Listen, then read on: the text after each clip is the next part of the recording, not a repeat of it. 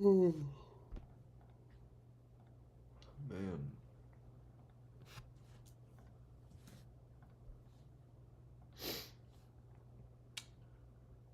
All right. I'm just gonna hop on here for a little bit.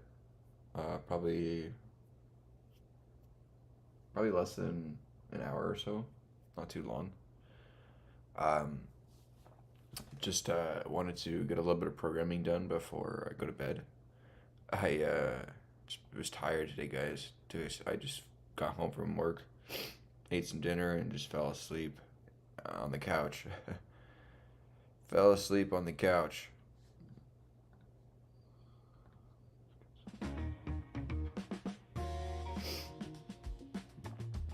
All right, y'all.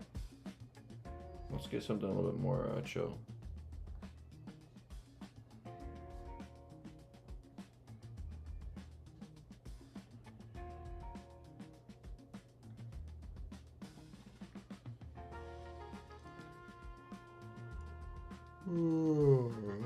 Okay, I gotta wake up, you guys. Bum, ba-dum, ba-dum.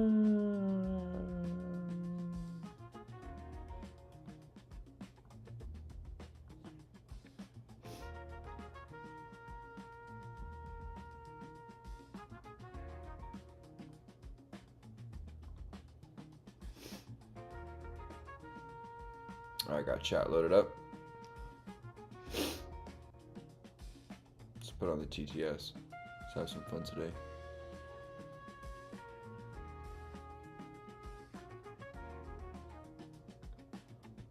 What's going on?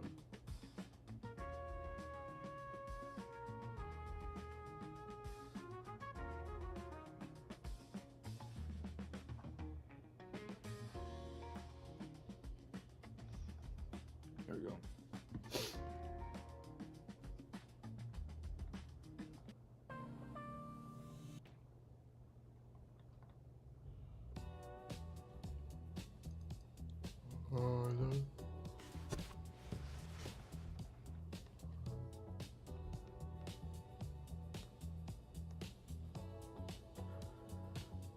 I thought there was one that was more chill. Yeah, here we go. Yeah, here we go. I like this one.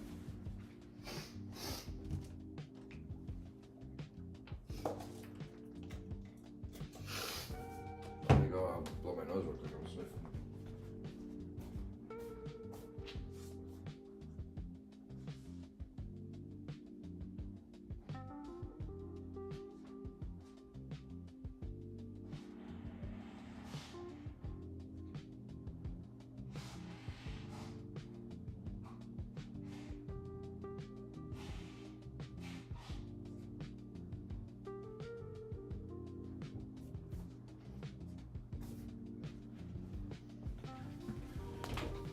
Alright, guys. Welcome in. Thanks for joining me on the late night after hours stream. If you guys are here, send me a chat. Appreciate you guys for joining me. I don't expect many people to pop in here tonight, but it's just it is what it is. It's my own fault. I was just tired after work, you guys. I was grinding. Alright, I turned up my mic, so hopefully you can hear me a little bit better as well. Because I probably am not being too loud.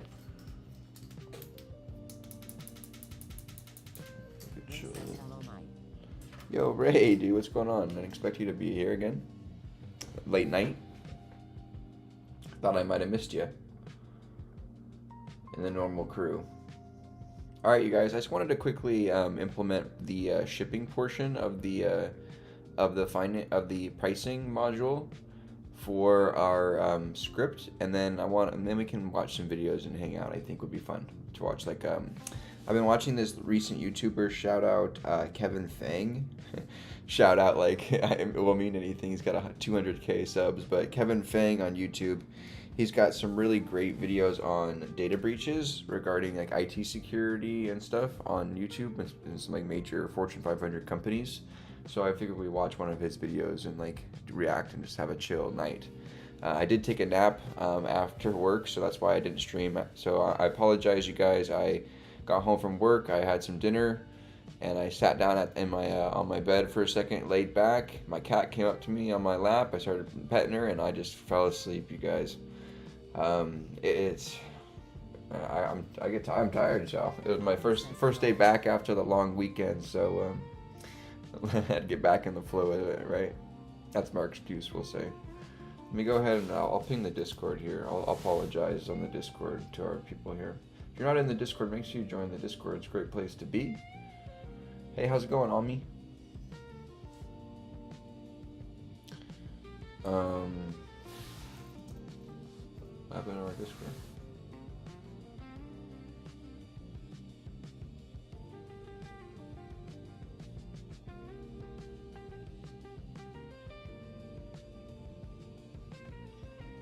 Taking forever. I'll post here. Sorry, y'all. I fell asleep after work.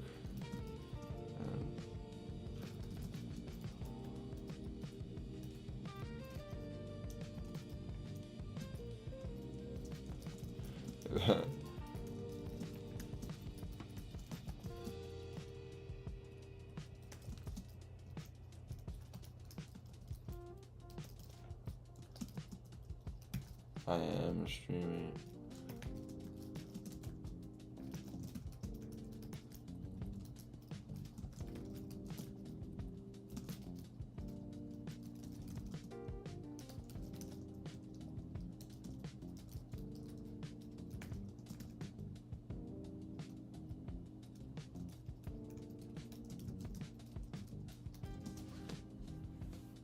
Alright, just posted in the Discord a little message apologizing for my absence. Alright, I just wanted to quickly go ahead. Hey, Mooch. You know, we know how we do it, Mooch. You know how we do it. You and me, we back at it. Alright, you guys, let's quickly implement this feature into this script regarding the shipping price. So we just need to go into the pricing module and get this the shipping cost and apply it. So if you guys remember from yesterday, we were working on our script, which if I run it here, I'll just run it for you guys, why not?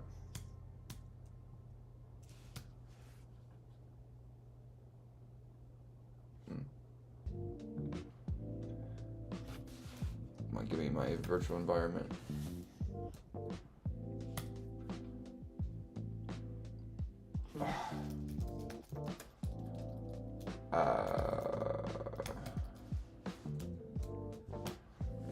There we go. So our script automatically opens up our Birdie Rose Close webpage, scrolls the page, extracts out and intercepts the network response containing the JSON objects for all of the products on the page, and we go through, store each one of them in a set, go through each one of them, extract out necessary information. For right now, we're only extracting out the first 6 because that's just for the kind of testing purposes, and then those are saved within the system. So we are detecting what products are on the Depop page, identifying and linking those to the products within our database, updating the information accordingly with the Depop, seeing if it's sold or not, or if prices changed, or if whatever happened, whatever was updated will be updated accordingly to its counterpart within the database, and then it updates. And so as you can see here with our database.json file, this was the first we only have like I said, the first 6 items we are parsing out, but really only the first item is kind of our item we're fine tuning for testing.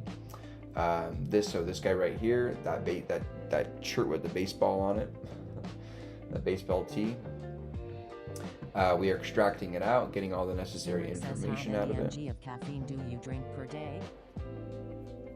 Not many. I only have well, actually, I take that back.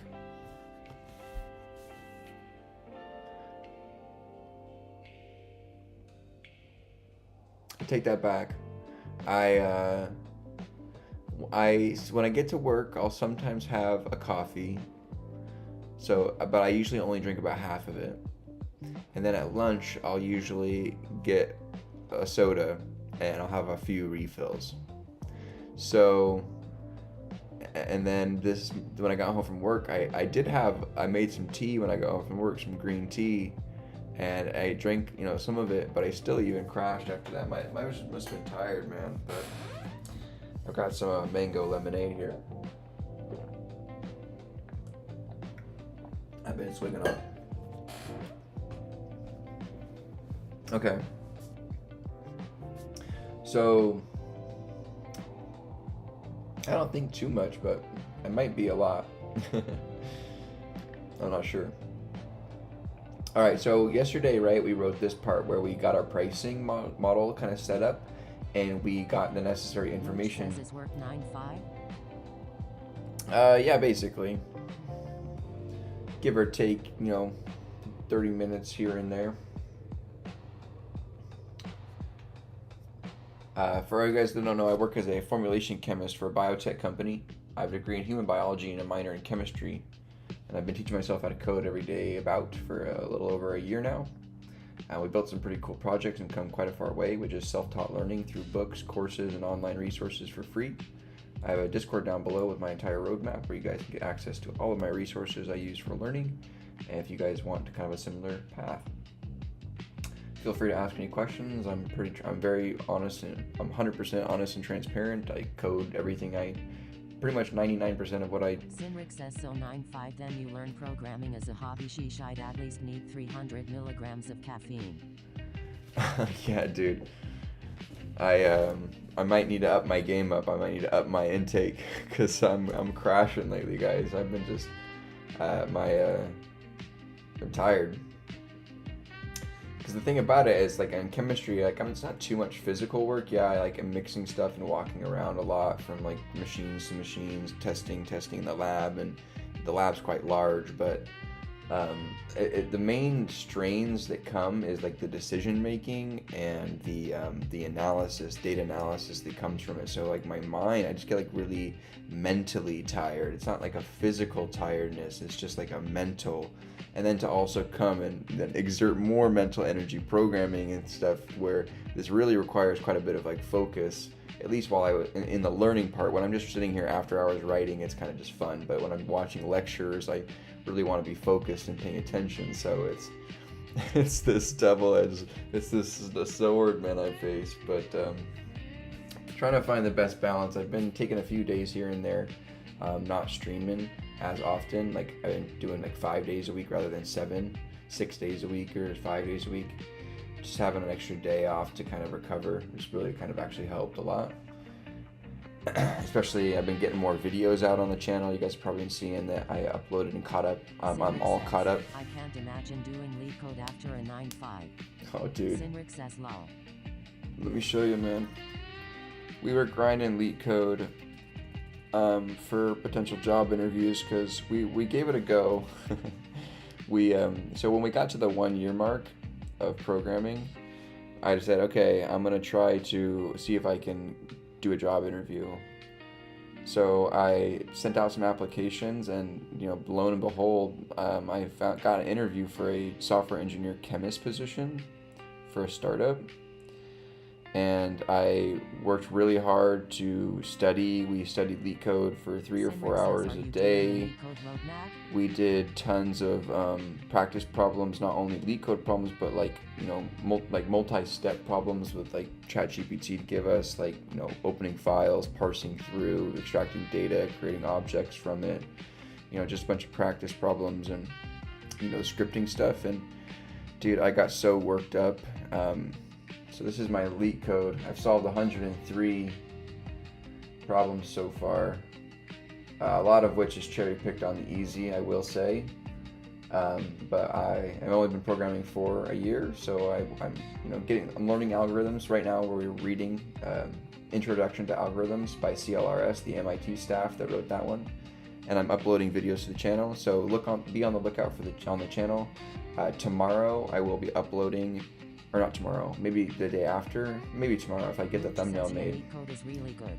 If I get the thumbnail made, I have the audio book read along that we did for chapter 1 of Introduction to Algorithms. It's only 25 minutes. I chopped out all of the chat reads and the blank space and the pauses in between sentences. I really went hard on chopping it and making it nice and edited for you guys. So if you guys are looking and reading that book in your own classes, it's a very, very common book used in undergrad and graduate courses. And so I'm reading it word for word, audiobook style with videos and note taking that you can go back and reference on the live stream. But I chopped it up for just a very condensed version to upload back to the channel so you guys can listen to it like audiobook in the car or whatever, and just kind of solidify that information. So we've been reading that on, we're going to keep reading that on the channel, and that should be fun for sure. Anyways, let's get back into this real quick. So on my Depop scrape here, I have this comment here where we're going to insert some code. So we need to check if the shipping is there, right, within the JSON object.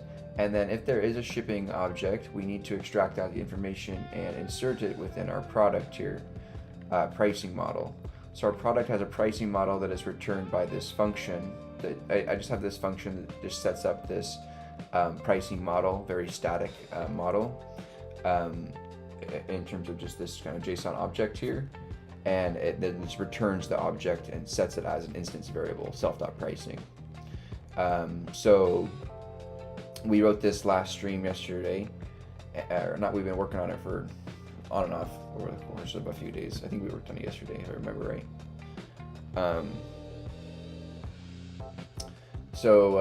But the interview, I forgot to say, the interview, I got so worked up on, dude. I was like, I honestly, I'm being completely honest. I walked around my apartment, my block, probably like 10 or 15 times before I was like throwing up. Like I just was like I was just so nervous. I got so worked up. I just really did not like the aspect of like the coding interview portion of it. I was just, even though I have this stream as a lot of practice, I still was just so nervous, and I did not do well. I mean, I was able to solve some partial answers to the problems, but I was able to solve some partials on the problem and pretty much get almost a whole answer on one. I just ran out of time and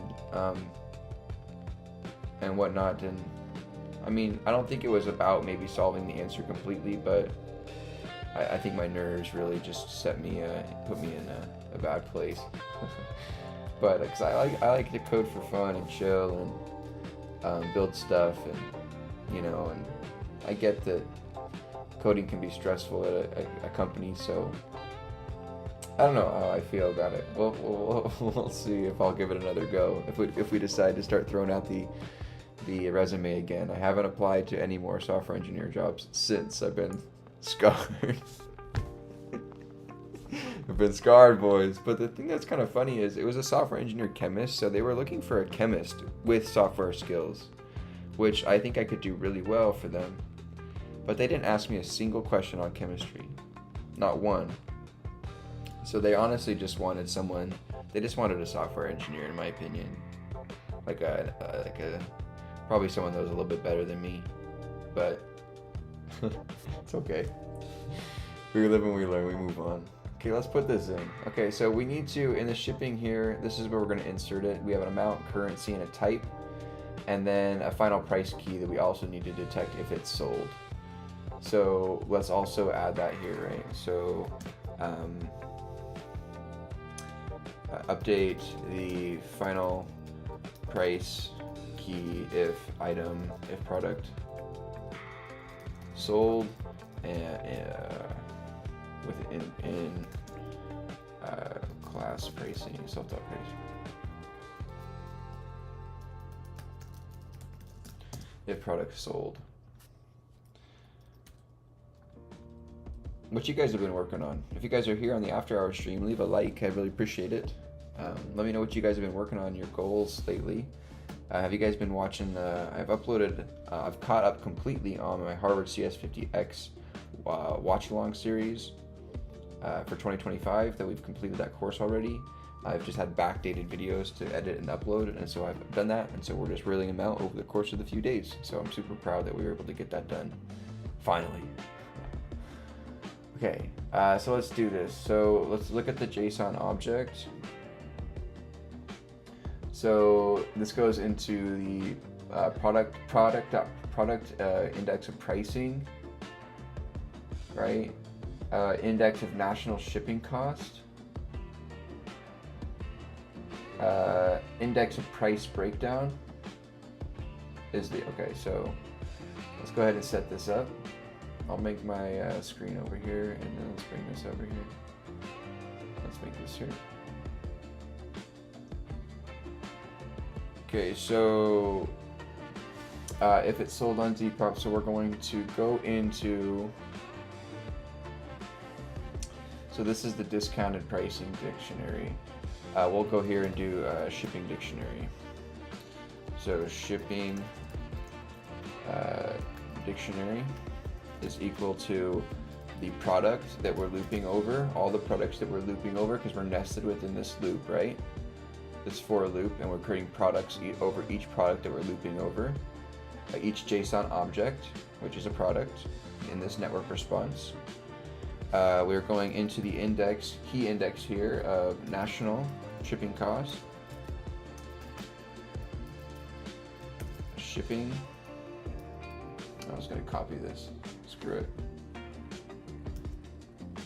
it. National shipping cost. This will give us that dictionary object, right? If we don't, what I'm going to do is actually, I'm going to go to, it's actually, sorry, product key of quote, you guys probably saw this already, pricing, probably yelling at me, and then we'll do a .get function here on this guy, so we can get that or none, just in case there is no shipping dictionary in the response model, or response object, and so we can detect on that. So if shipping dictionary is not none, right? So if it isn't none, then we can go ahead and execute the parse through it to extract out the information. So let's go, we obviously need the type, so shipping type,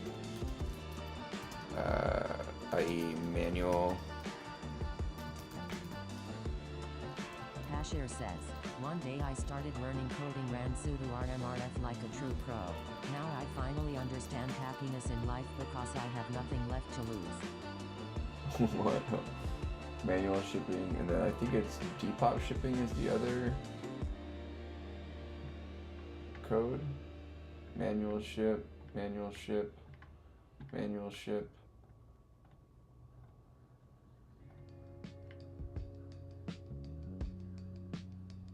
Depop shipping.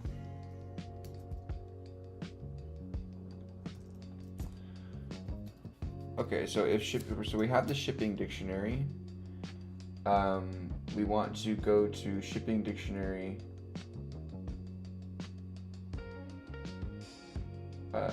type, right?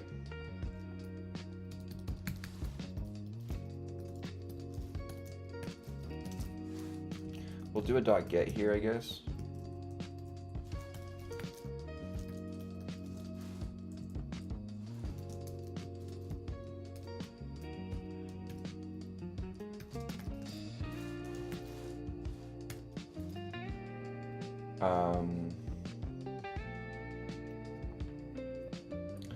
Okay, this will be shipping, so ship type. Oh my gosh, come on Mike, type. Okay, so then we got shipping type, we need,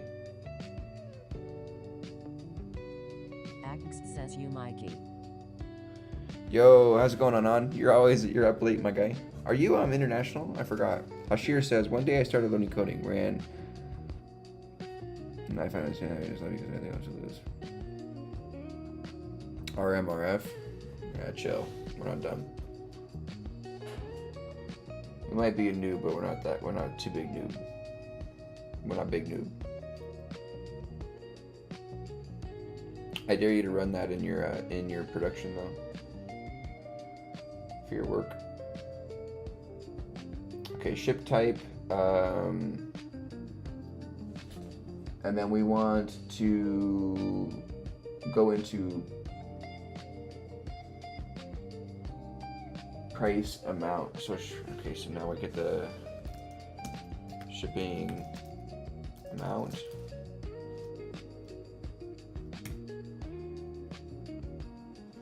So says yep, I'm in India. Had the CTO interview and it went pretty well. I'm 80% sure I will get the offer. oh, nice, dude. Congrats.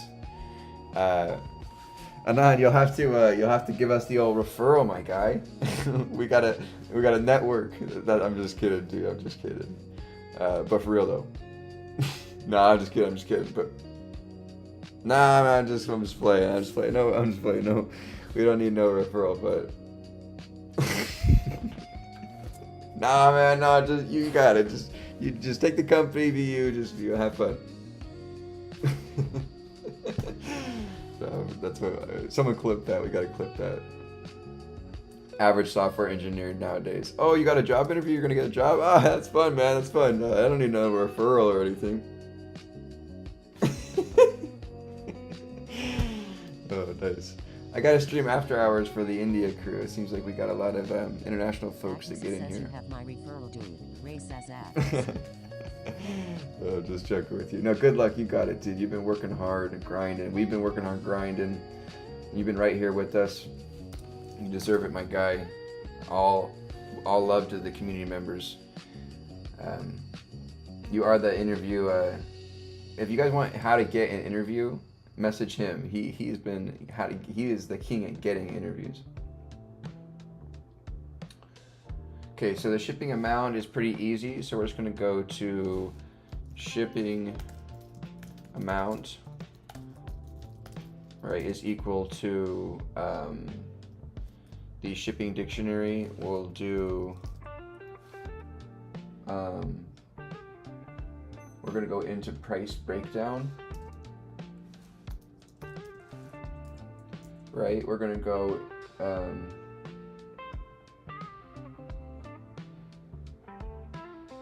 Angst says not the king of interviews, Lamanu.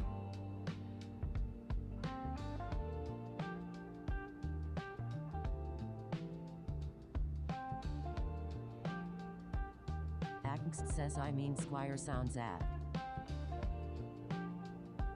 So I wonder, is there a way that we can keep going, like nesting with the get function until like we reach? So if I just go here, shipping amount, price breakdown. I mean, this probably isn't the best practice, because what if one of these keys isn't there? I can see us like hitting a key error. But until Depop ever restructures their JSON object, I don't know if that would ever happen.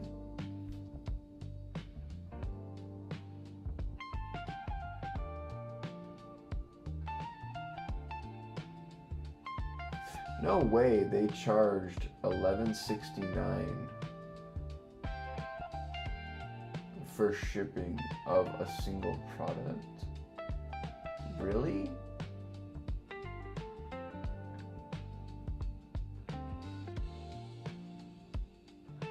Moondog says what are we doing?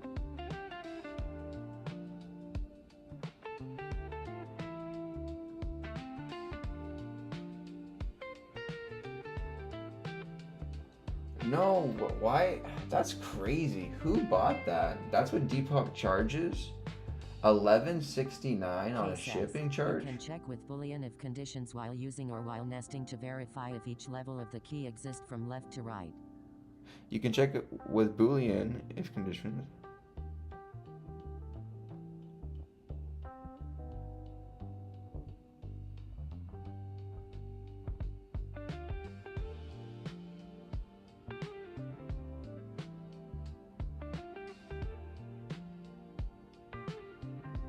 So should I have a list of strings as indexes, and then loop through the list of string indexes, doing a get function of that string index, that string, and continually going until none? Is that what I should do? So the keys is equal to an array of keys, right, where we'll have an amount, right? We'll put them in the order that we want, right? So the amount will be last. Oh my gosh, come on, Mike.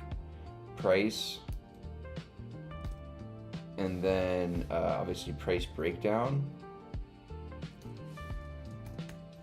So then can we say while shipping type, or say, is this, I don't know, should we do this for key in keys? Ooh.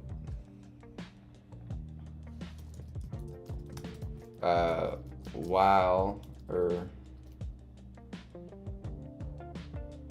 we're going to do shipping type dot get the key, else none.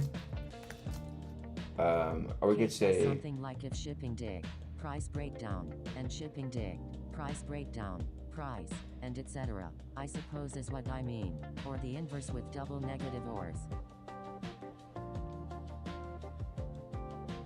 Oh, you mean like using and or conditionals to use some strategic logic, saying, okay, so like if shipping condition price breakdown and price breakdown, price, etc.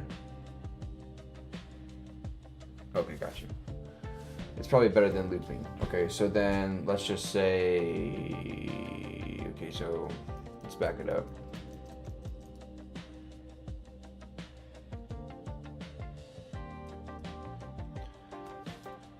So if shipping price breakdown, right, and shipping price, price. So the thing is we need to get this.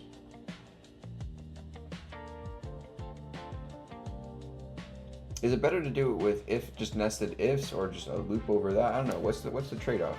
I'm trying to think. So if this is shipping dictionary price, so we would have to obviously access this.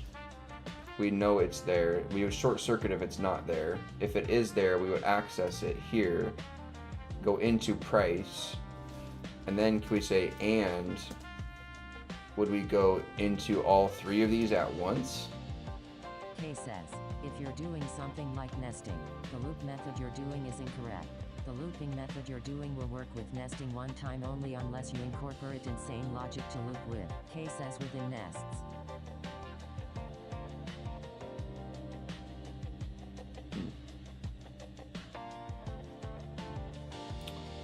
K says, yes. The price breakdown should be price breakdown, and now we would have to obviously go. Let's just take this guy here. Tired of writing these keys.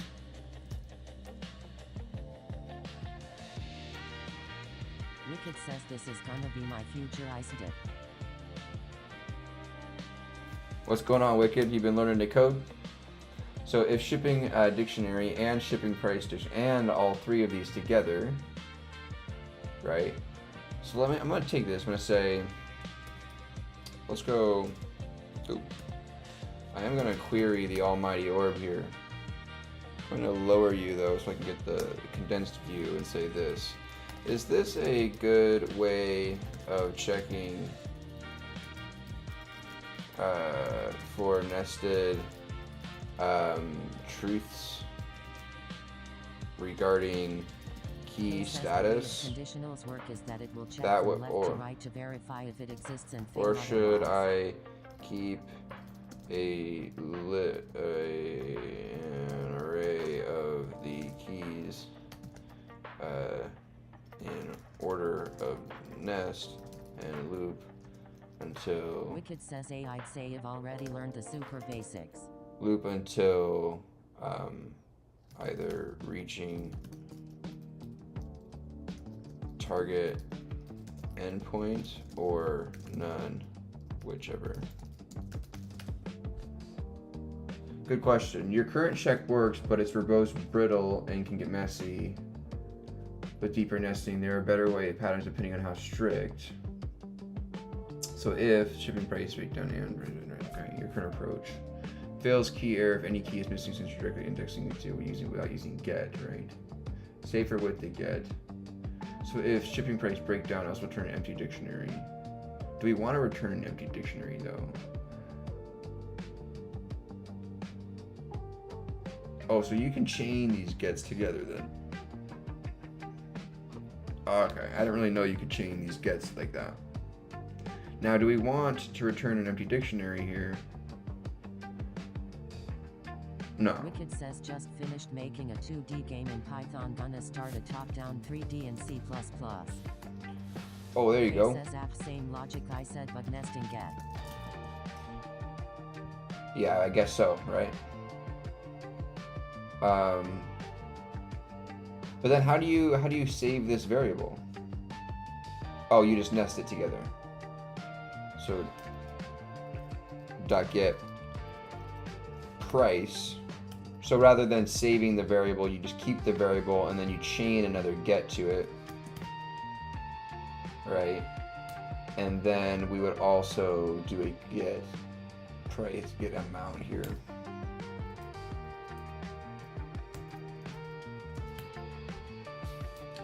K says, you don't. It replaces as it traverses the nesting. Right, so if shipping.get price breakdown none, else price, else we'll return none. If there is no amount, we'll return none, right?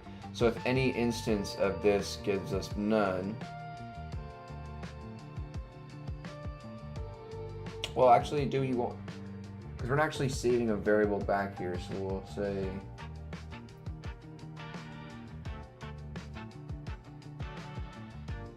I'll capture it, so I'll say shipping, right, amount. We'll capture it in a variable here, and then we'll say if, and then we want to, we can keep it as none. Oh, shoot, my headphones are dying. To a variable and check if the variable exists. Exactly. Exactly. Hold on, headphones are dying, you guys. Music's got to pause for about 2 or so minutes while we let that charge. 2 minutes on the music. We got 48 people in here tonight. Holy cow. You guys, leave a like right now if you guys are here. 48? You guys are crazy. Sorry about the music. Give me 2 minutes on the music. My AirPods are dying. AirPods be dying. I can play the music actually, but I'll just turn off my audio on my desktop. There you go. Now I can, there's no echo. Okay, I just can't hear it. Okay, so we have, now the thing is I'm fine with getting a none value here because, right, we save the value none and type none. So if the item doesn't have a shipping or it's in like this, boilerplate kind of shipping model, or sorry, pricing model that includes kind of the shipping pricing, we say have none values here for the amount and type given, and then the currency is given by the either default USD or overrode by the user. Then the sticker price populates the amount on the original price, and then we're getting discounting pricing from our Depop scrape here that we wrote earlier, right? So now I probably could do a little bit better job optimizing this with some get functions, but we kind of chalked this up last night pretty quick. Now, so we are fine saving these if there are none, because that just means that maybe either Depop doesn't have anything there, right, which is fine, or maybe it's kind of okay. Now, if it is none and something is there, then there is a problem. We might need to fix that and do some checks, but yeah. Anywho, so we are getting the shipping type now from the product, right? And we're getting the shipping amount. So we just need to get the final price key if this product has sold, right? So now let's go here And then I guess we need to set some of these variables out front.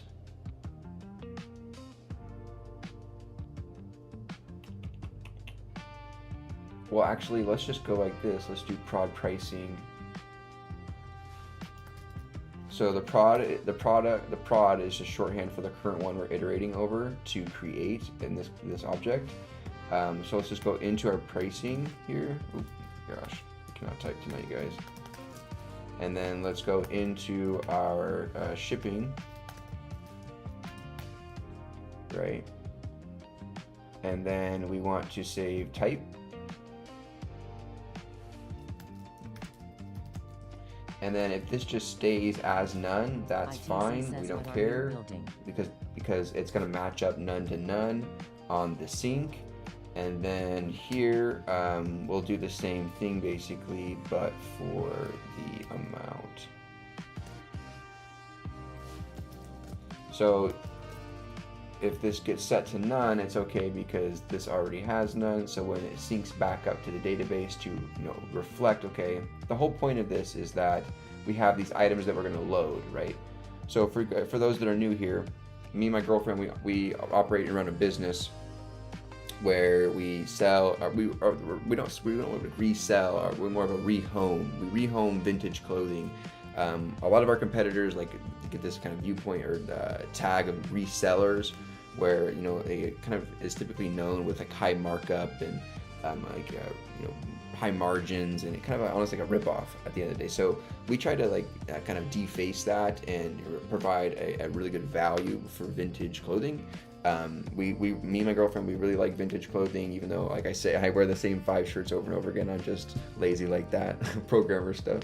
But she's just really big into vintage. We're both really big into it and collect stuff. I have a lot of pieces I don't wear, a lot of old band T-shirts and stuff I've never worn and stuff, just because it's cool, valuable stuff from back in the day, and and current modern band T-shirts that I'm saving to become vintage and stuff. So it's that I've actually gone to. So we're in that field. So anyways, beside the point. Anyways, we our model is that we like to provide our customers with vintage clothing at a good deal. We're kind of honestly we break even a lot of the times on our items, or make just a slight profit, but we kind of make up for, our goal is to make up for it with volume, right? We want to be not a major for-profit company. Yes, we want to turn a profit, but we want to obviously be, I'm a pretty ethical person in terms of the business and things like that, and so I like to provide customers, and if I'm going to take your hard-earned money on clothing, it's got to be something A, that's of good quality, and that's and B, I'm not gonna rip you guys off. I personally am a cheapskate. I hate scamming and just getting ripped off and stuff, and I hate to push that forward. I'm breaking the cycle. So anyways, so what we do is we first offer our clothing pieces on Instagram via shock drops. So our Instagram following gets first pickings of the items. So if you're on Instagram and you happen to be a part of the shock drop for that week, then you get first access to the items. And then whatever doesn't sell, we then feed into our Depop. If you aren't familiar with what Depop is just kind of like an Etsy or but for clothes, or like if you think of Grailed is more like high-end, high-tier items. Depop is kind of just think of like an online thrift store, but or whatnot. And so we use Depop to feed the items that don't sell for that first come first serve, and to get more eyeballs on. Now, Depop's current search optimization in Google and acquiring new customers, and it's a pretty small niche business. It's just not as optimized as I would like in Google. If you search up Birdie Rose Clothes Depop on Google, it actually doesn't come up, the profile, at all. So it's just okay, so we need to do some better marketing here.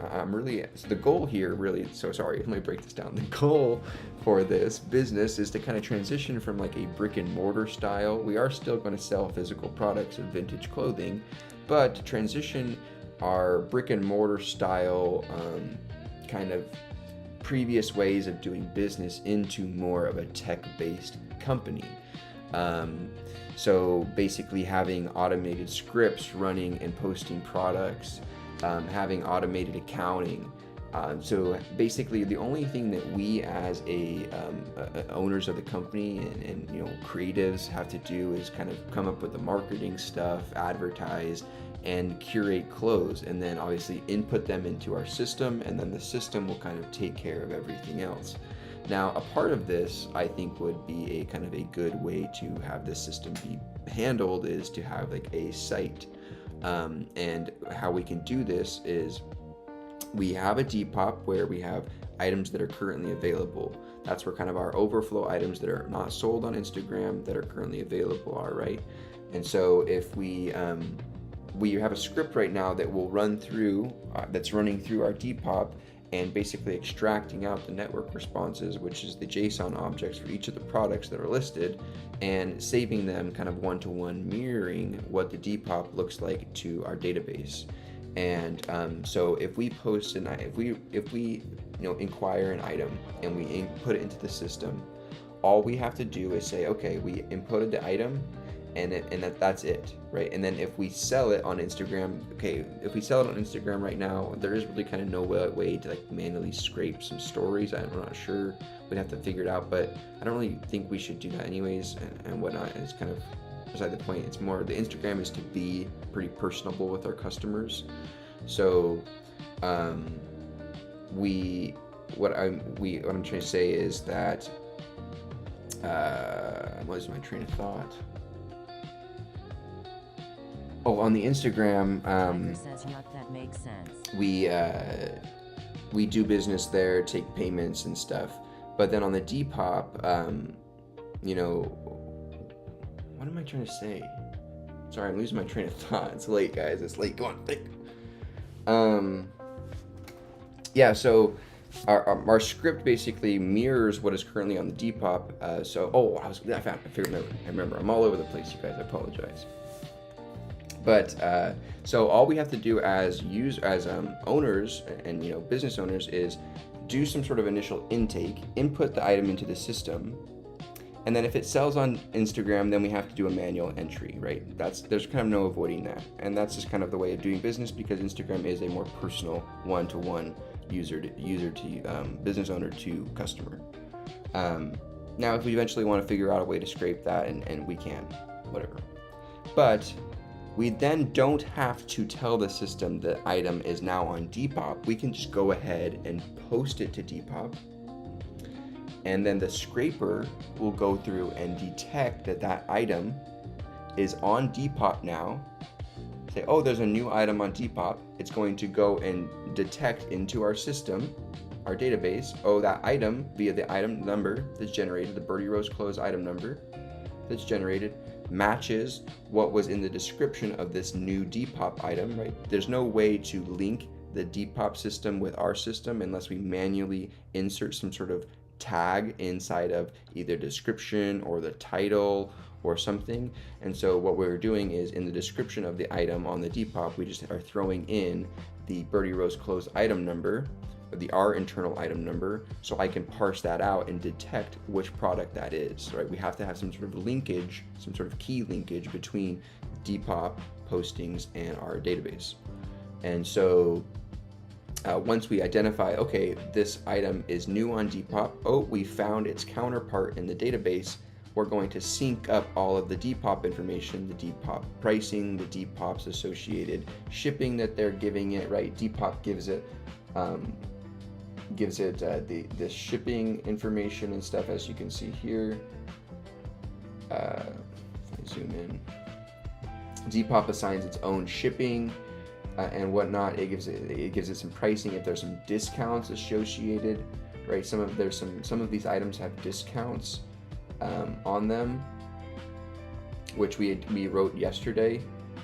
So if there is a discount, we pick that up and we detect it. And so not only are we able to automatically sync up items that from automatically sync up items from Depop into our database and populate all the information. Now we basically kind of have a screenshot, basically. I'm saying basically a lot.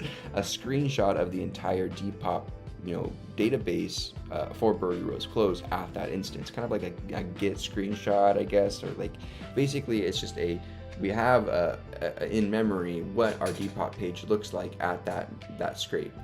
And so what we can do with this as well is not only do we have this syncing mechanism for automatically transitioning items from just inventory status that maybe have been posted to Instagram or not, but didn't sell. The system doesn't know that, right? Unless we go manually tell you it, but we don't really care to do that until it finally reaches its end goal of being sold, right? It's just kind of more value added work that's not really necessary. So once the item becomes Depop, then it's recognized and updated, and it syncs to the system. Now, what does this do for us besides just syncing the databases together? Is that we now have a screenshot of the entire Depop. So what we can do is we can now create a website. And we can create an entire website, which it will be a reflection of our entire Depop. So we own, I know there might be, we've had some discussions as a chat about the terms of service of scraping and stuff regarding Depop and ethics and stuff. And as long as I think we're not maliciously scraping anybody else's data, we're only scraping our own data that we provided to Depop and just taking it back. So I really don't think that there is an issue here. And as long as we follow those guides, I think it's okay. Let me know what you think. And we're not stressing their servers or anything either. We're not like refreshing and spamming with a bunch of bots and stuff. We're just scrolling one single network or one single instance of a browser and just getting the responses that are already public facing. You can get these out in the network responses public facing anyways. So we're not like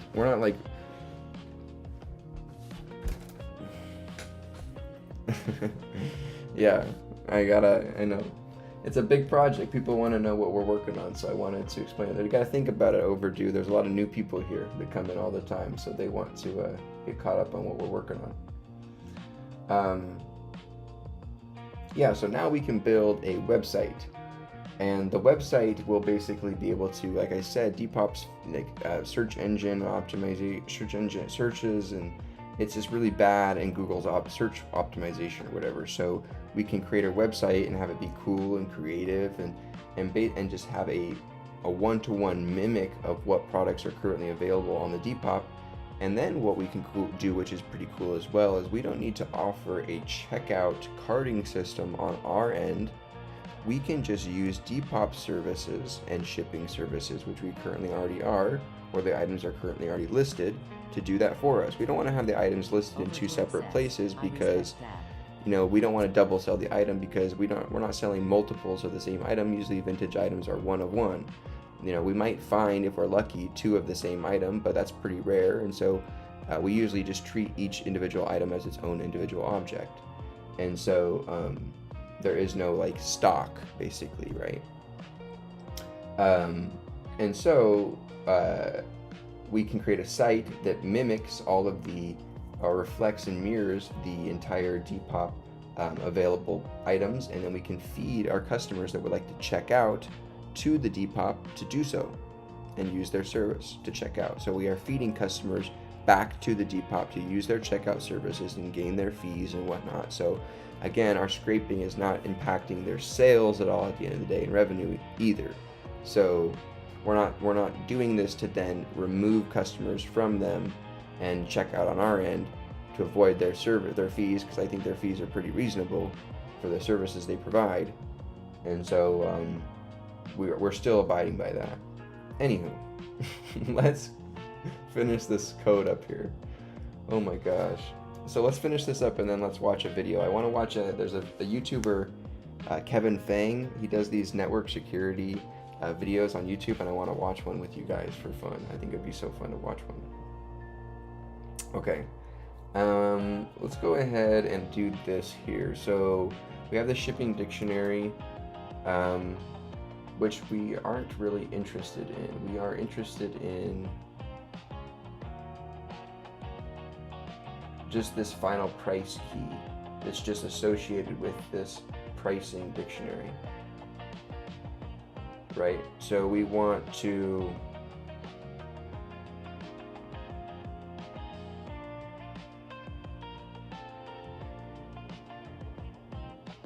prod pricing.get the final price key. And then for available items, I believe that is none.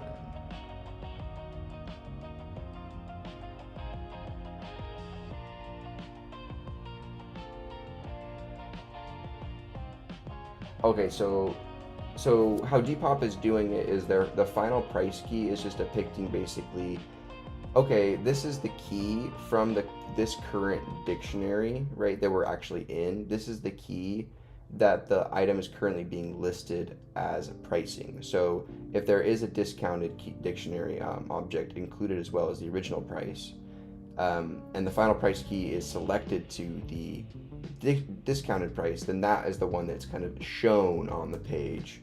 That's how they're doing it.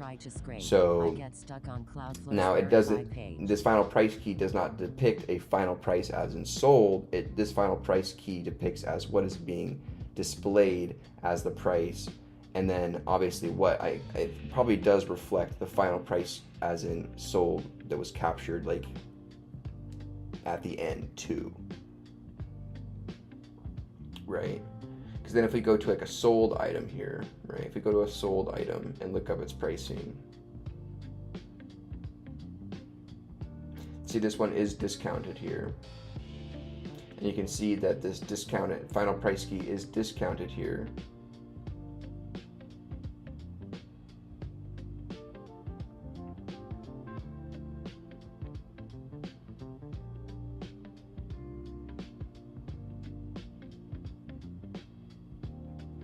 Okay.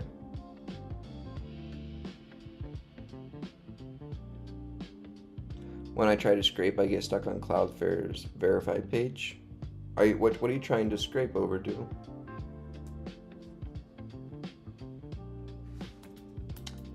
Okay, so let's go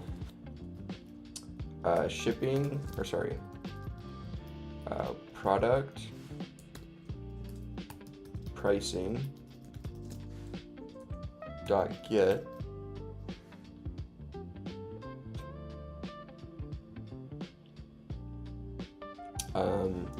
the final price key, else none. We're going to save this as final price. I guess we'll save this as prod key of pricing. Let's just go copy it.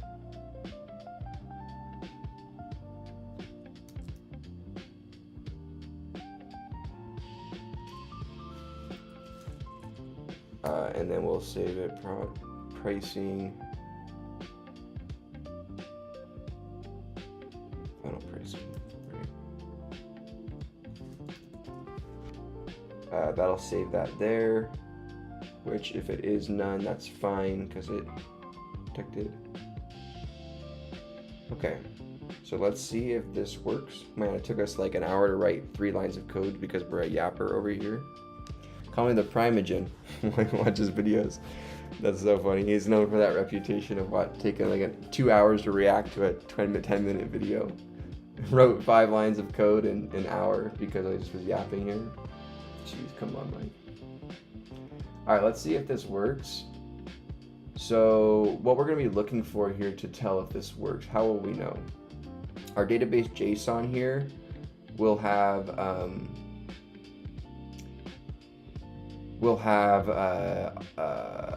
if I delete it, right, I'll delete it and so it'll overwrite, but this final price key will have updated information, and then the shipping also will have these 2 values will not be null for this guy. So I will I'll first run it with the current, with the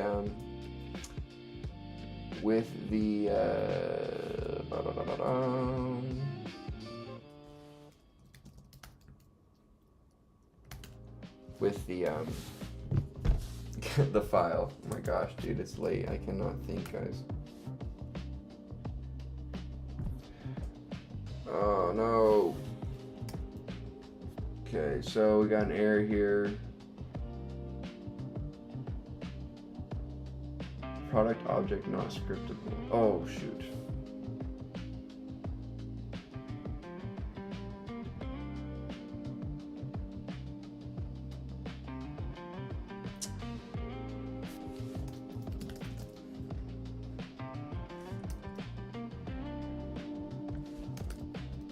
My bad. It's a method. Sorry, I mean it's not a method. It's a it's an attribute. It's an instance variable for this product instance. Has a pricing, basically object model that then has a key of final price key.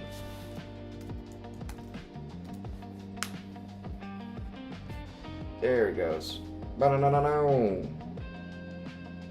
Boom. Boom. Look at that. Look at it go, boys. Look at it go. It's cooking. We're cooking. Look at it go. So we currently have it only tailored to find the first 6 products, so it doesn't do anything after that. Did you finish your website? All right, and ready for moment of truth? Yes. Let's go. Aha, let's go. It's awesome when it works the first time. Okay, so we do need to float this amount, and that's it. So let's go.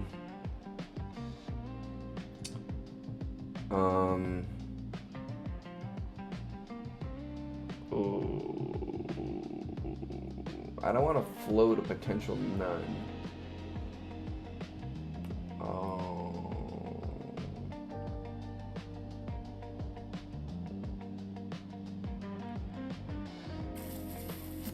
I mean, we could do this.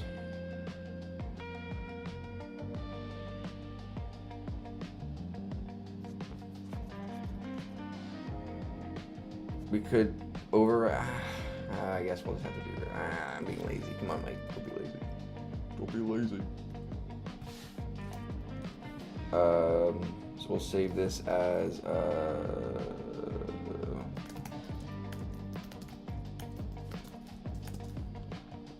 and then we'll say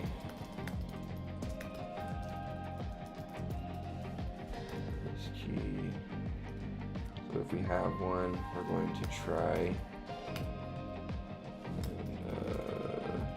float, or sorry, accept or value error. Is it a value error or type error that gets thrown if you try to convert on a float? What is raised on a float? Convert on a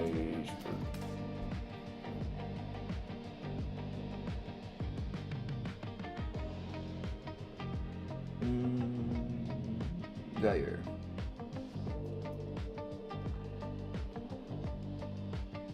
We'll say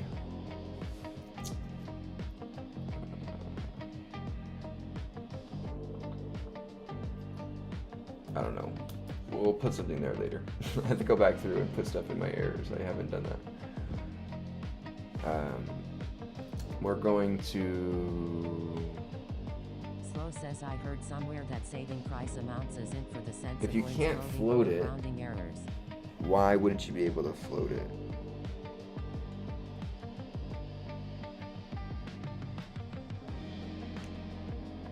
Slow says, but if floats are working, no need to change it. Yeah, slow. So slow brings up a point that we worked out in our previous iteration of kind of the small business manager. We used we converted all monetary values to whole cents in US dollars and then back into dollars. Now we're not really like we are doing a little bit of math on like getting the percentages for the discounts and stuff. So there might be a little bit of variation with rounding, but it won't be too drastic. If we notice some errors, then we'll have to obviously address that. But at least for like math purpose, we're not really like doing a lot of math on these floats, so we're just reflecting basically what they're off, what's already there, if that makes sense. Like we're just taking their $10 10.00 and just making it a 10.00. Now if we start having to sum or do operations across monetary values, you know, maybe doing some accounting with this project, then we might need to figure that out as well. Oh, really, dude? Unsupervised TV says, yo, just started using the task tracker you made. It's awesome. That's so wild, dude. Someone actually is using that? I've used it actually quite a few times to like quickly jot down a few tasks, and it's kind of fun. It's like, that's crazy. Thanks so much, Unsupervised TV. That's so awesome. Dude, shout out you. Hearts in chat for you. Did I finish my website? Which website are you referring to? Just reflecting.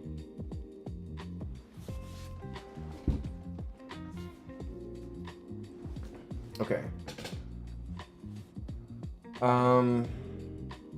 So then, except for what would be given? Well, if there is a final price key.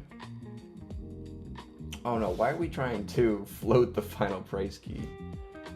Oh my gosh, come on, dude. No one in chat saw this? Y'all really didn't correct me on this? Come on, you guys. We need to be floating this guy up here. So let's take this guy out. Last time you were working on your Depop site. We'll save this as shipping amount. We'll say if shipping amount. We're going to, if shipping amount, assume float conversion possible.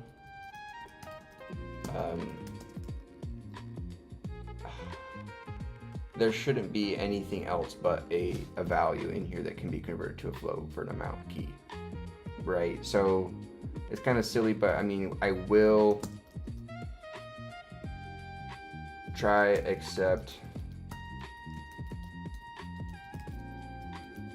for protection still. I don't know. So we'll try to shipping amount is equal to float, or we can just go prod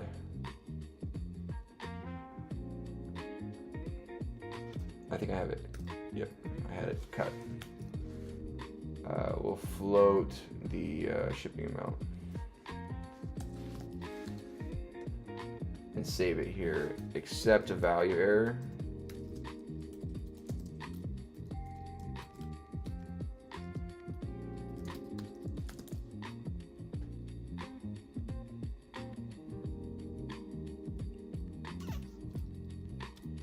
Wait, why am I blanking?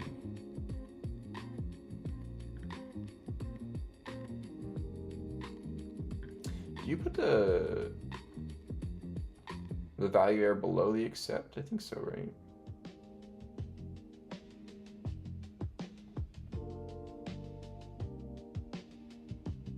No. Accept value error.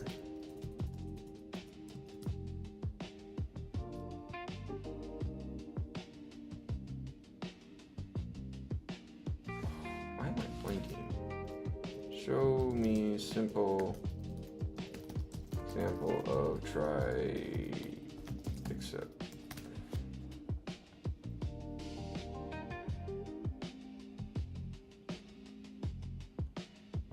Yeah.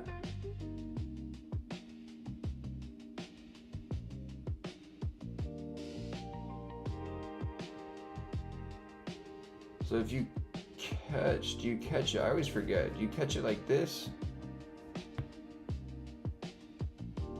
Oh yeah, we're still working on that, Aurora. Did you unsupervised? Did you find the Easter egg? I think I can't remember if I gave the Easter egg away in the video. Do you find the Easter egg of the where you can change the animal?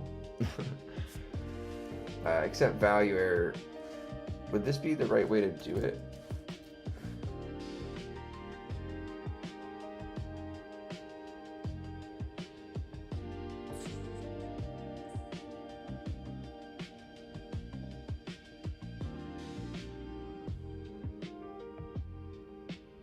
Yeah.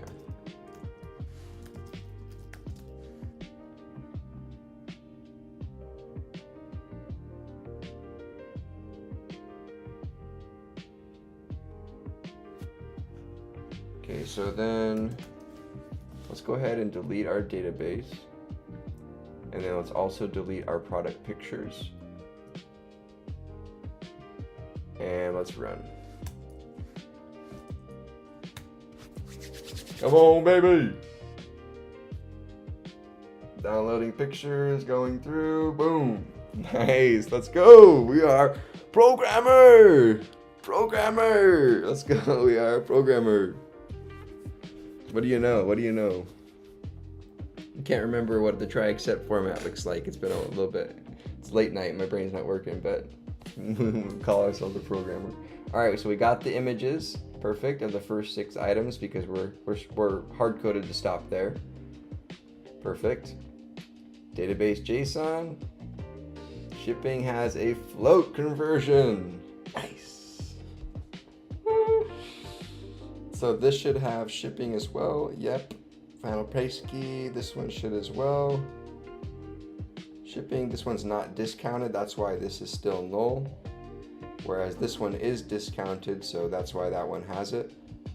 Out of the first 6, only the first one is discounted. I had my girlfriend discount the first item on the page so we could use it as testing.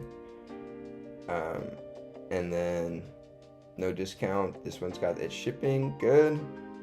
No discount. It's got its pricing. It's not sold yet. It's not. There's a buyer fee. Right. It's so sorry.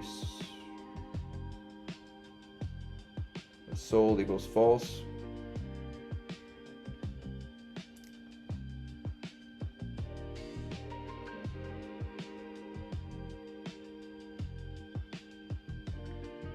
Okay, so we are saving Depop shipping as this. So then in product, I have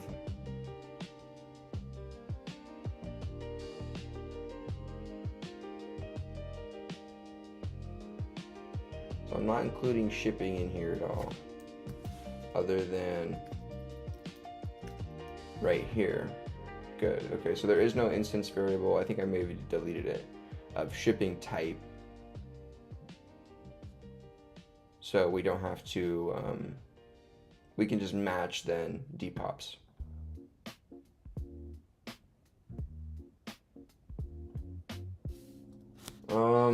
I could convert to make it easier, right? Because this is, in this case that we currently are using this snake case. This is not this camel case or whatever. So I could convert Depop shipping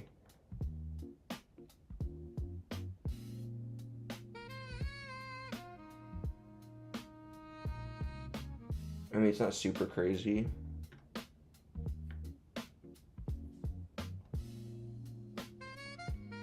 It'd be pretty easy to check, right? So we would just say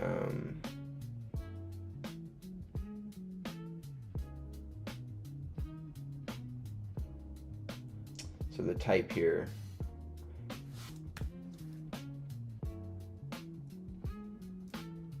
we would say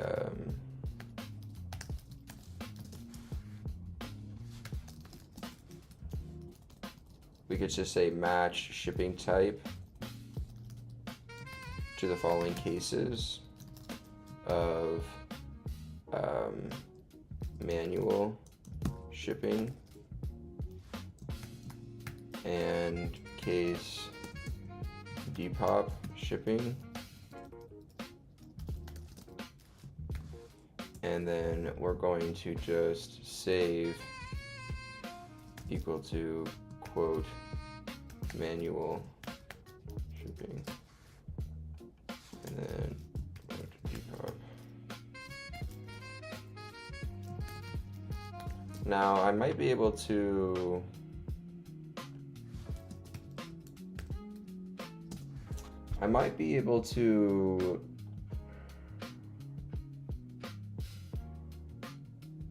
what might be faster, or what might be more beneficial would be to detect when we find a capital S.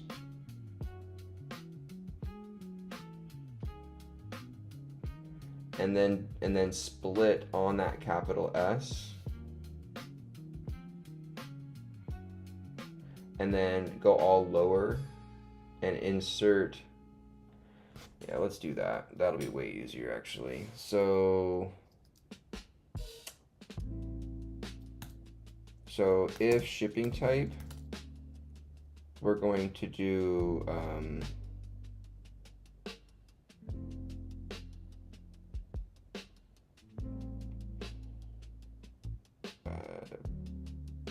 platform ship. We'll do ship owner shipping string equals to shipping owner, right, equals to the shipping type dot split. We're going to split on the capital S. And then if we go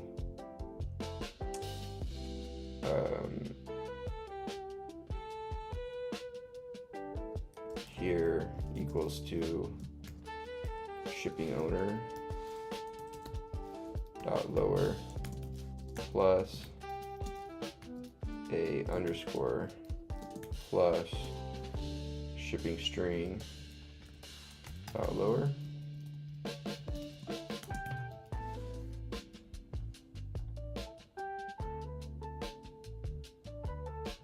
Right.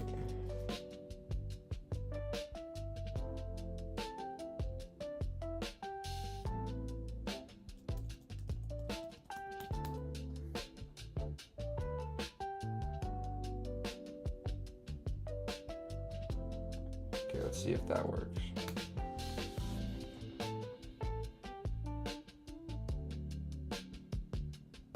So this is just going to split across that capital S of manual shipping, depop shipping, convert both those strings to lowercase, so manual to lowercase, depop to lowercase, shipping to lowercase, add an underscore in between, and combine them. Oh! So when you split on the S, you remove the S. Depop hipping. Depop hipping. Hippity hop. We got it. Hip. Got a hippity hop. Hey. All right. Stop cringing everybody out, Mike. Come on.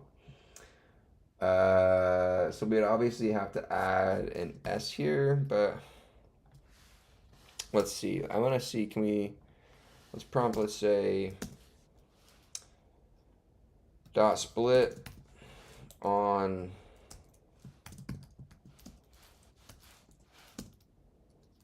the S removes the Overboard S. says, what are you using for Can scraping? you keep form?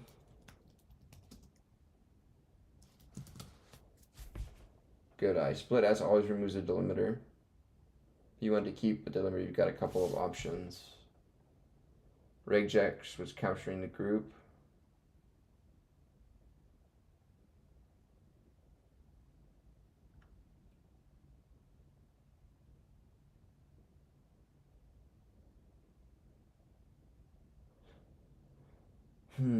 So you replace S with that, and then you split on the bars. That's a lot of work. This is probably fine then. I'm going to give it this little excerpt. I'm going to say, this is what I did. Because you use shipping owner. The S got removed doing this when you combined. You essentially reconstructing the assembly. That works, but it's a little brittle.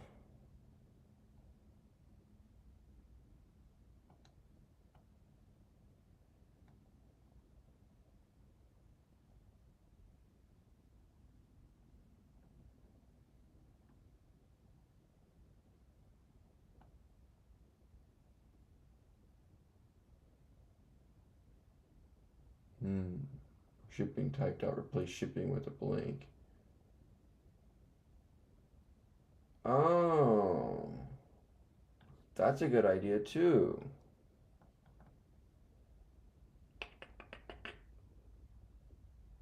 You guys ever thought about that? Let's do this. I always forget about the replace. Let's do this.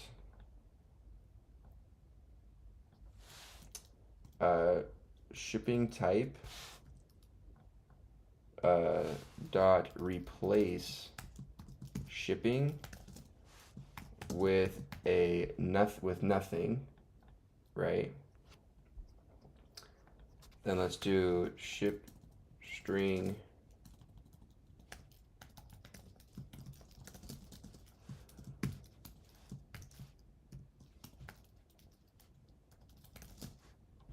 we don't even need to save this.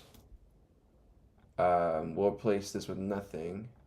Then we'll save this with shipping type dot lower underscore shipping.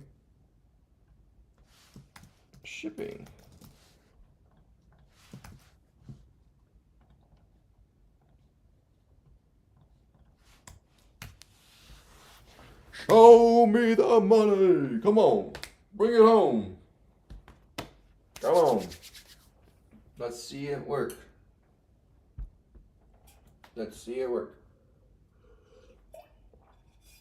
Costco mango lemonade. Mr. says, hello. Pretty good stuff. I still like the raspberry lemonade the best, but they haven't had it in a few months. Depop shipping.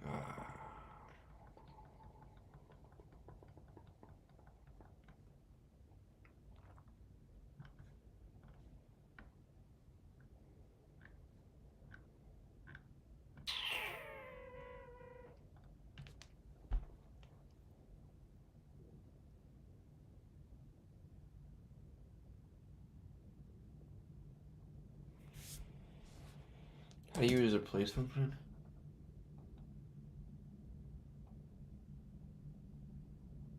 Oh. Replace returns a new string. I thought it modified it in place. Dot replace returns a new value. So we'll put the shipping owner here, or we'll just override shipping type. How about, yeah? Rather than creating a new object, new thing in memory. All right, bring it home, boys.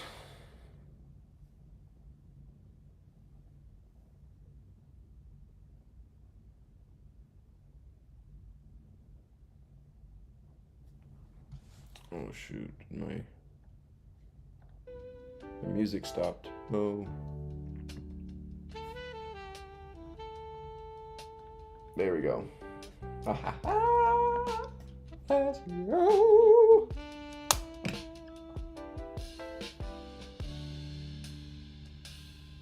Hey, feeling it. Look at those shoulders go. Look at that. Hey. Woo. Not afraid to get a little groove going on this night. I go to the club and dance with my girl sometimes. We be at the club sometimes dancing.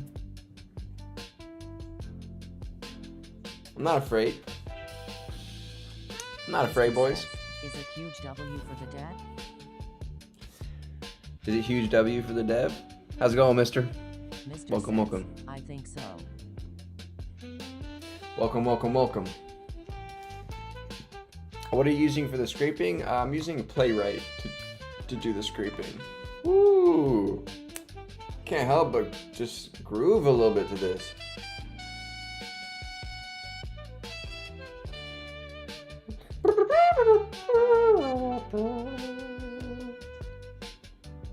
Alright, leave a like for the Slow Jams. Slow Jams by Mike Deming. Welcome. Welcome to the programming episode of Slow Jams.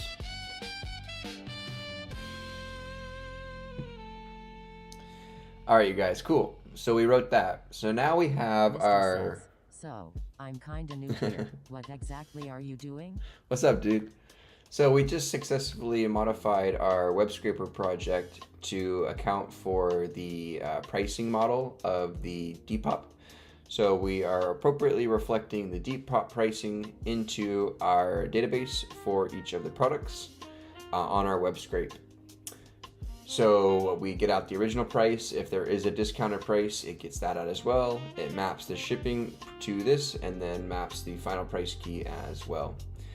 And then we get out all the pictures and everything. So one final test here, you guys, is if we go ahead and let's just make an example here. Let's say that this item here, this first item, has not been posted to Depop or doesn't know it's posted to Depop. So let's mimic that behavior. So let's say it has a title of test, title. Let's say it has a status of available, which it will. Cost of good would be a float of, let's say, like $10. It'll have a size. All this stuff will be manual entry that you put in on intake, right? We'll say good. Brand, we'll say test brand. Clothing type would be, let's say, shirt. It has a BRC ID associated. Source, we'll say Goodwill. Acquisition date, we'll say 2025-0903. We'll do today. We'll convert this to a string. We'll also apply that to the list date. It has pricing, which is fine. The buyer fee, this will be null because it doesn't have the Depop's buyer fee yet. And let's say we listed it for like, this will also be null because it doesn't know what we priced it onto Instagram unless we actually go and made that manual for that sale. We just go ahead and post on Depop and then it'll update automatically the price that we posted it for. The discounted price, this will also go null. This will go null. This will be null. This will be null. And this will be null. And so will this. The Depop IP will be null. The slug will be null. There'll be nothing in the pictures array. Depop description, false, sold date, sold platform. Okay, cool. So this item, currently number 1, reflects exactly what our item would look like upon intake. If we intook an item, we listed it on Instagram, it did not sell, and then we posted it to Depop. We did not have to go back through and manually put, okay, we posted it to Depop. This is how much we posted it for. This is how much Depop's charging for shipping. This is how much Depop's charging for fees. No. All we have to do is just do the initial intake, give it the title, how much we bought it for, the size, condition, the brand, the type, give it an item number from internal, where we got it from, the date we got it, and the date we listed it initially, to show that this is now in like available status, not just like inventory status. Right, once it gets a list date, then it can go to the Depop. Now we will manually on our phone, whatever, post to the Depop, give it a price, give it whatever, and we don't need to come back into our system and put all that information into here.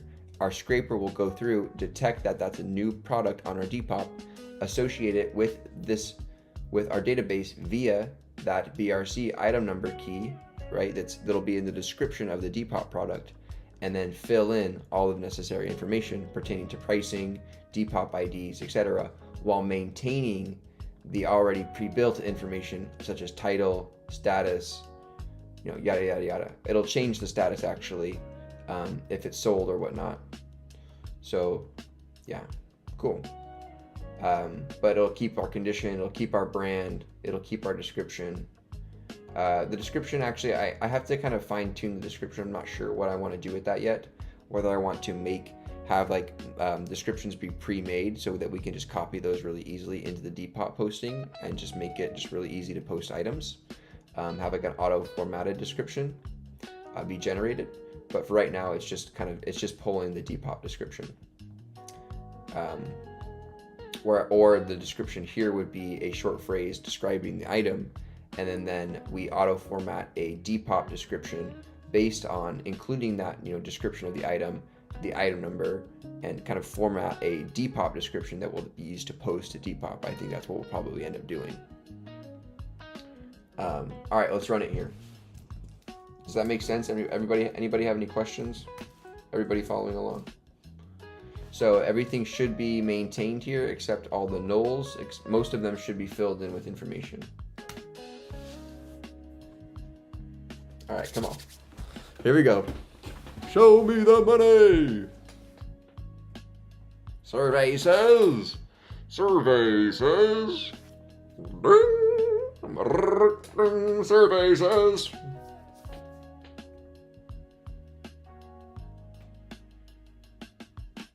Yes! Test title, available, size, good, test brand. Now some of these got lowered by their formatting, but that's okay. We can fine tune. Goodwill. Original price got updated. Discounted price got detected. Shipping got detected. And final price Depop ID got detected. The slug got detected. The pictures got downloaded, as you can see. There it is. There it is. And that stuff stays there, and it's still available because it's not sold. Sold status is still false. Yes. Let's go. So that's basically, honestly, guys, that puts us at like 95 to 98% of the script being done. The web scraper script is basically done for the most part. We can just fine tune obviously those descriptions and whatnot to figure out how we want to either format a pre-formatted description to use in the Depop posting or whatnot, and how we want to scrape it. But now we can kind of just go through the code and clean it and really fine tune it and optimize it. Maybe add in a async functionality to the downloading of the images, because that is currently where our bottleneck is. It's not super bad, it's pretty fast for the most part, but there is a bottleneck where we get to an image, we have to download we see images, we call the download function on it, and we have to move forward with that download function. We can't asynchronously put that on the back burner and continue on, collect all of the images kind of in like a residual pool, and then start the download all at once, like what you would with an asynchronous function. So that's what we could do with that to really optimize it right off the jump. Something right off the gun is that rather than coming to detecting an image and then running our parser, our extract image function just statically, or just one chunk after another iteratively, we can kind of register those on the back burner, and then once it finishes, go ahead and start the downloads of all the images at once. Now, I'm not sure how that impacts your internet speed if you're downloading a bunch of images, let's say like 200 images all at the same time. Now, it's just image files, so probably not too much, but if you're downloading, let's say like I don't know how big are images. I'm not really that knowledgeable on file sizings and stuff. Yeah, bytes, and I need to I'm starting to get a lot better at bits and bytes and base 2 and kind of understanding that in my studies of deeper diving into algorithms and getting deeper into MIT 60002, reading Fluent Python and stuff. It's definitely helping getting more familiar with that kind of computer language type of terminology stuff, rather than just English Python here. I've always kind of been bad at understanding, bits and stuff.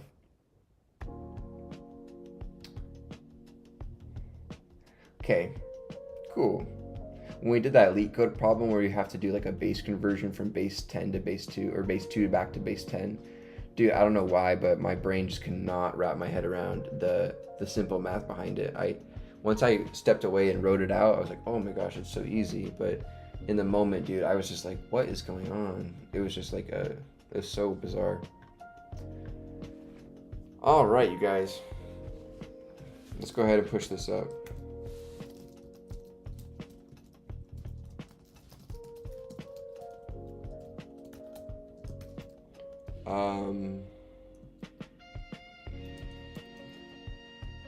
Add shipping.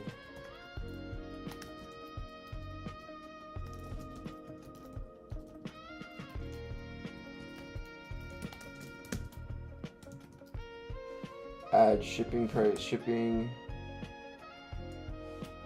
and final key.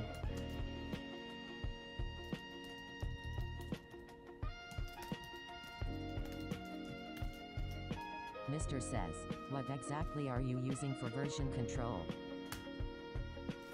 Git. I'm happy that I took the time. I will say I'm very happy I took the time to learn Git for the most part, for not a very deep understanding. We did read Pro Git. There's a book, Pro Git. We read up to, I think, the last 2 chapters or last chapter. When you get to like the last 2 chapters of Pro Git, it gets into like more server side control stuff and like system control and stuff. So it wasn't really prevalent to what we were doing. So I kind of stopped reading. It kind of fizzled out, as it really just had no application to what I was doing at all. Or I have no knowledge really as well, like all that kind of stuff. So more admin related things than like I think. But I did do a read along on this channel. I did do a read along of that book on this channel. So if you would like to go back through. Struggle to find a good commit message. Yeah, commit messages. That's my biggest struggle. Dude. Says, do you think it's useful to learn it, or GitHub can be enough for now? Interesting. How are you? Are you just using GitHub and uploading your files manually, or like how are you doing that? I don't know. I don't know. I've honestly, I took the week. It took me about a week to get through the book. I read a chapter a day.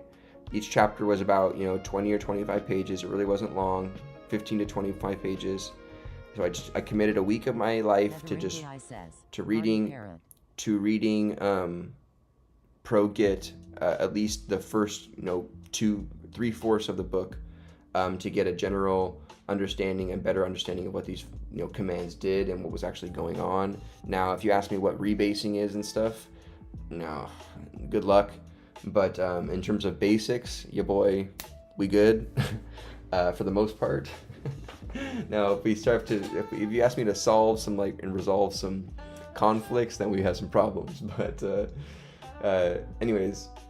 Yeah, I highly suggest you take the few days at least to read the first couple of chapters to get some knowledge. It's really, really useful. There's been a few times where Git has actually saved me, physically saved me from losing my work, and I'm very happy I took the time to learn it. To open files right from repository, make some changes, switch to GitHub commit push through GUI.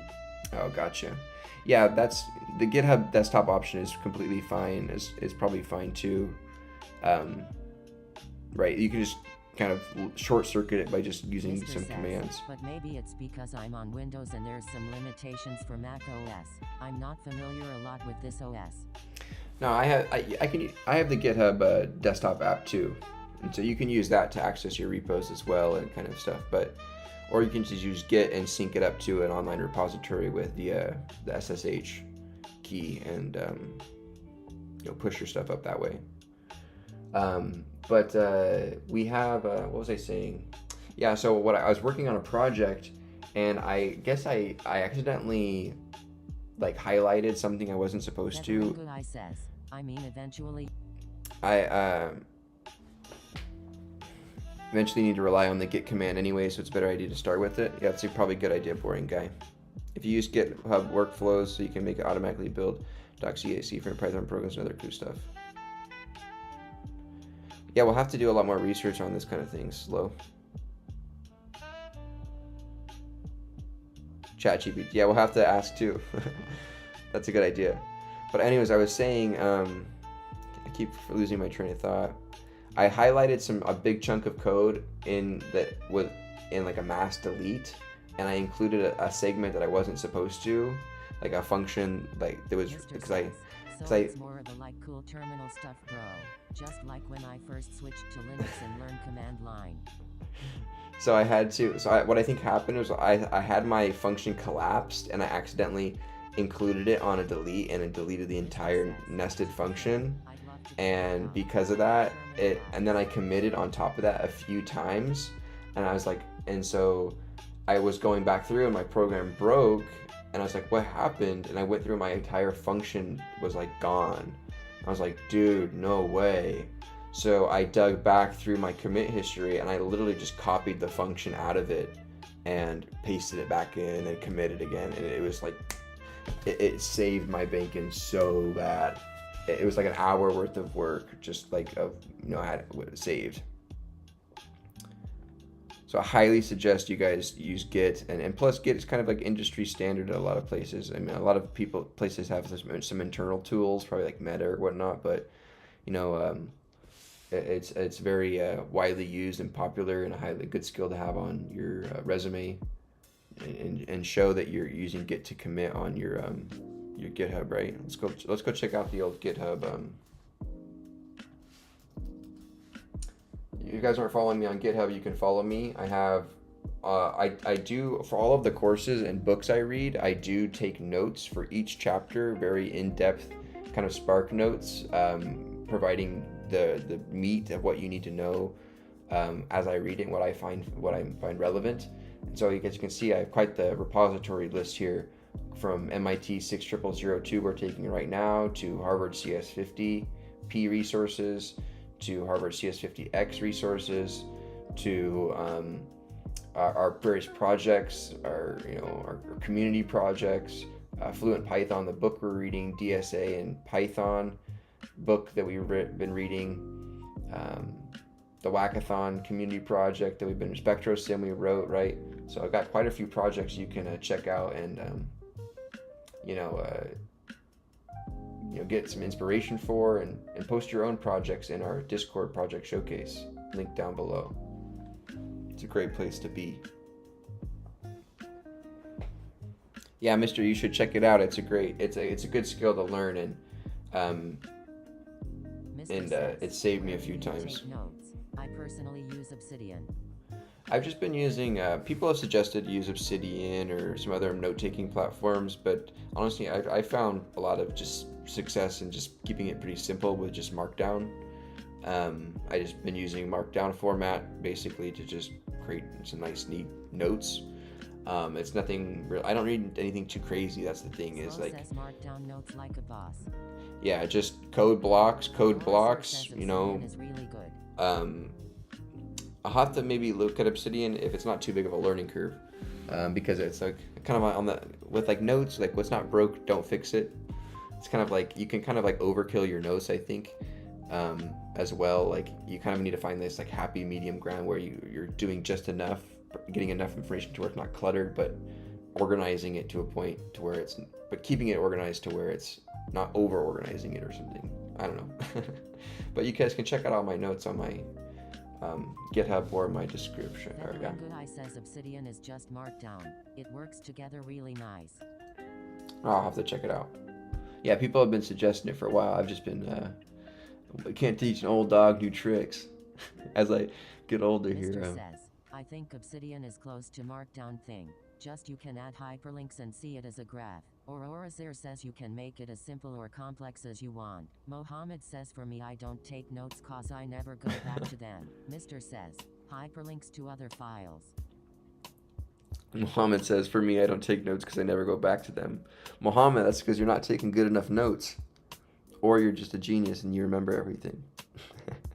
I've had a few times actually on this stream where we've done like a lead code problem on like trees or on BFS or DFS, and I've gone back and literally pulled up my notes from that chapter and went back through and read them rather than going to GPT. I mean, I kind of have this thing like I could just easily go to GPT and get the same information, but I do think that there is a little bit of value in kind of balancing the two, right? You know, we do have these new tools to get us information a lot faster. Like the internet sped it up way faster. Now AI is exponentially even more faster at getting us the direct answers to our questions, simple questions, we'll say. Right. But I find it pretty useful as well to kind of go back through your own thinking too. So I like to, sometimes you'll see that I'll queue the AI up and I'll ask it some questions or whatnot. But I'll also sometimes will go to Google and I'll go to some forums. Or I'll go to the docs physically. I kind of like to balance it and get a kind of a taste for it all. Are you following CS50? Yeah. Boring guy. So I took Harvard CS50P, was my first ever introduction to programming about a year ago. After I completed that course, I made this channel because I figured that programming was something I really wanted to take seriously and try to learn more of. So for those that are new, I'm 26 years old. I have a degree in human biology and a minor in chemistry, and I work as a formulation chemist every single day, 9 to 5, Monday through Friday, 9 to 5, as a formulation chemist for a biotech company. And I've been teaching myself how to code afterwards, pretty much almost every day for about the past year. So it's been quite the grind here on the channel. So I'm happy you guys, if you're new, have found me here. Fate has brought us together, but I've been going live pretty much every day for the past year, teaching myself how to code, reading books, and taking courses. So I have course breakdowns. We did Harvard CS50X. We're doing MIT 60002. We've read books, Fluent Python. We've been reading DSA in Python. Now we're doing Introduction to Algorithms by CLRS. We're doing Python machine learning once we complete the 6.0002 course, which kind of transitions into machine learning, which is a goal of mine I want to get into, as I feel that that's going to be kind of like a staple field for the future, considering where AI is going. And so yeah, I've been doing that, but I have breakdowns of the courses. I did every single one of those courses besides the Harvard CS50P, because that one was before I made the channel live on the channel. From the watching the lectures physically, reacting to them, taking notes to them live, I recorded those and chopped them up and re-uploaded them back to the channel for condensed follow-along versions. So instead of just watching the course by yourself, you can watch it along with me up here and see my notes live as I'm taking them, and take your own notes and compare. I think that like I haven't seen any other people doing that at all on YouTube. I think I'm a pretty, like, I'm not trying to toot my horn here, but I think it's pretty original an idea, or like a kind of a niche I'm creating for kind of like a reaction-based channel, I guess, but for like learning, where like you learn alongside with kind of like reaction type formatting. So where, like, you know, think about sitting in a classroom with your friend. It was always much more fun to go to class with your friend than go to class alone, right? You always wanted to have classes with your friends. So by taking Harvard CS50 or these MIT courses that can be kind of boring and monotonous, you can do them alongside me, and, you know, from watching the lectures to actually studying the material to actually doing the problem sets. So we do all the problem sets, the CS50 ones. We did finance, we did the Titaman. We did need to get a little help for that one. That one was pretty hard. Those problem sets are just hard because you're jumping into their code bases and you don't really know what's going on. We did the what else was it? Change. We did all the stuff in C, all that stuff live on the channel. So I know a lot of people struggle with some of those problems. So if you want to go back and check those out, feel free. I highly suggest you do so. And then in the Discord, I did weekly breakdowns, kind of more in depth about what I learned, what I gained from it, and then kind of a compilation of all the links together. Cool, you guys. All right. If you guys are, what's the inspiration for learning? Honestly, sorry that I'm rambling a lot, but I'm kind of done. I got the hiccups, guys. Sorry. I'm kind of done coding for the evening, as it's kind of late. But just really quickly, but while I have these hiccups, sorry. Inspiration for learning is that I honestly feel that programming and coding, I'm kind of the opposite of those naysayers about AI. I think that programming and coding is going to be a necessity in the future to learn and know. I think that programming and coding, with the way that the financial, monetary values are being fed into this, with the way that research and development is being fed into programming and tech development, I do think that people are very resistant to change and very resistant to the inevitable futures of what's taking place. But I don't know. You can call me dumb, you can say I'm a conspiracy theorist or whatever. I don't know if that's the right way to put it, but I do believe that I think that programming or at least knowing some sort of computer knowledge, whether it be architecture, hardware, or something, will become like a core fundamental subject in school at some point, is my prediction. As I think that with, like I said, with the amount of money that's being shoved into this industry, the expected return on these investments is so large that they're going to really force society, I think, to kind of conform, which is it maybe is a little bit scary, but also could be a really good thing if it turns out successful. But yeah, it's interesting because for someone who started with HTML, CSS, and JS, CS50X was the spark that made me like programming. Yeah, dude, CS50X was a great course. It really helped kind of bring a lot of things together, and I was finally able to start actually building web apps with that rather than just kind of like CLI scripts and stuff like the task tracker and things like that, which helped kind of really tie. Honestly, the internet is a pretty complex topic. There's a lot about it, like networking and security, that is pretty fascinating, that I've been kind of learning about through watching some videos, like, just hacking internet security, packages, vulnerabilities, and it's pretty interesting to dive down. Computer science is just such a broad topic, from gaming to network security to cryptography to business scripts, and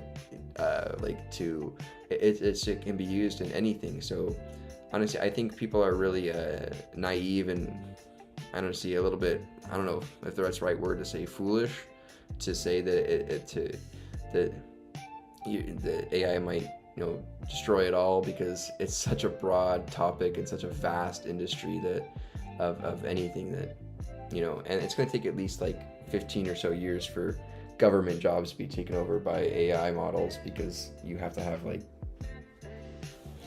I don't know, I feel like the government's slow enough already. And it's crazy.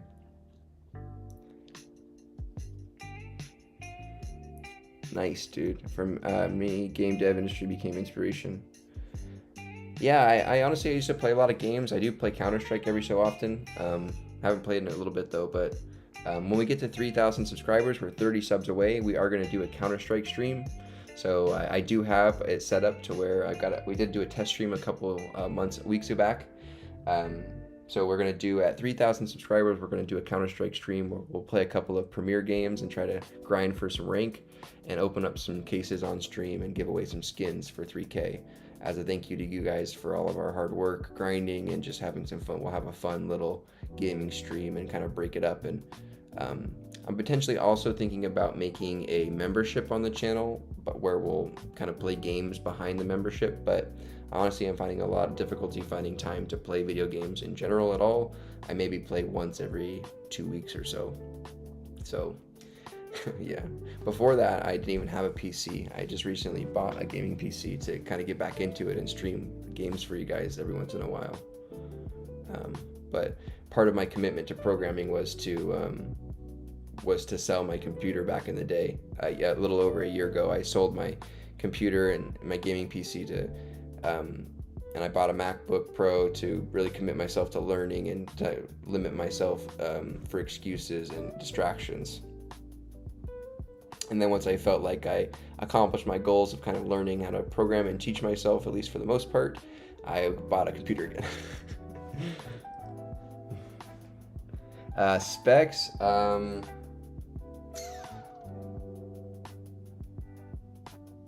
Yeah, I got you. Here, hold on. I have to just look them up really quick.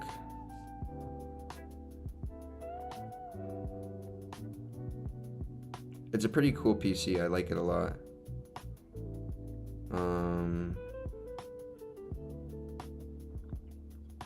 Yeah.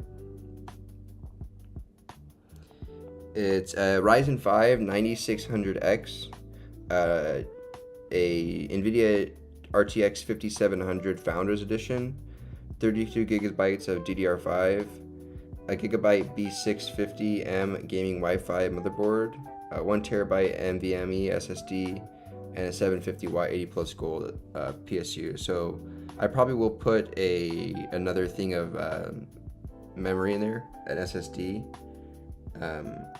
or storage space. Probably another SSD in there, but for the most part, this one has a Founders Edition, and it was a pretty good deal too. It was by a local guy who builds PCs, and he was a really nice guy, family guy, had some cute kids, and I'm glad I was able to help him out in his business too.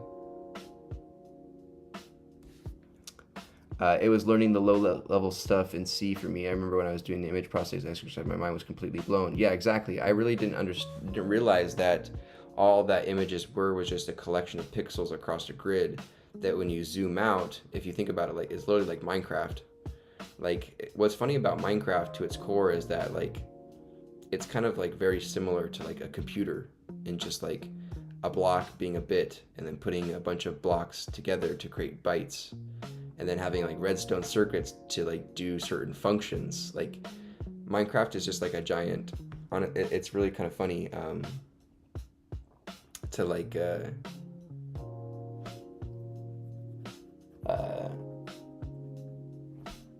to see that. And then when people build computers in Minecraft, it's like a computer building a computer building a computer. It's like the inception of computers.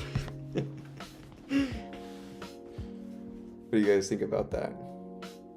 Yeah, I have a 1440p 165 hertz monitor, and when I play and I stream, I was getting about, when I play non-stream, I get like 500 frames on max settings, 400, 500 frames. And when I stream, I think when I streamed, I was getting like 300, so it was pretty good.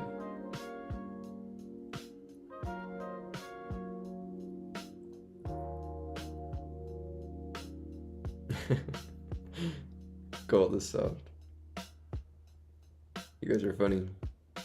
What do you guys have been programming? What you guys have been working on? Let me know more about your backgrounds. Are you guys like in school? Are you guys CS students that have been studying? Or what do you guys have been learning? What brings you into the stream, and how'd you find it? All right, cool. Let me go ahead and I want to watch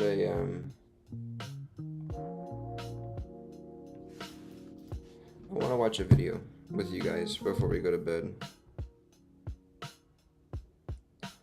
Let's look up.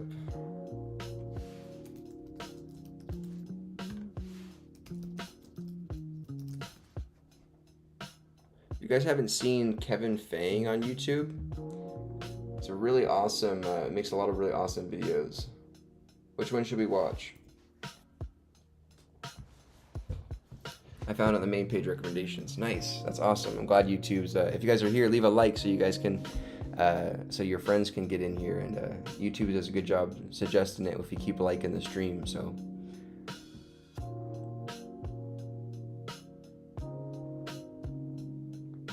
Nice, good. That's another goal of my stream is, I figured that like I said before, not a lot of people do like I haven't seen anybody do reaction kind of based learning channels, like teaching myself via like in a reaction kind of format, watching lectures together, peer with peer programming, and then also I think of it as like a way to help yourself avoid distractions. Like if you can throw the stream on in the background or on a second monitor to have and while you work on your own thing.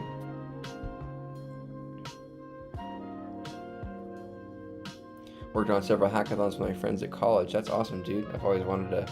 I'm always kind of butthurt I didn't do programming in college, so I didn't do any hackathons or anything.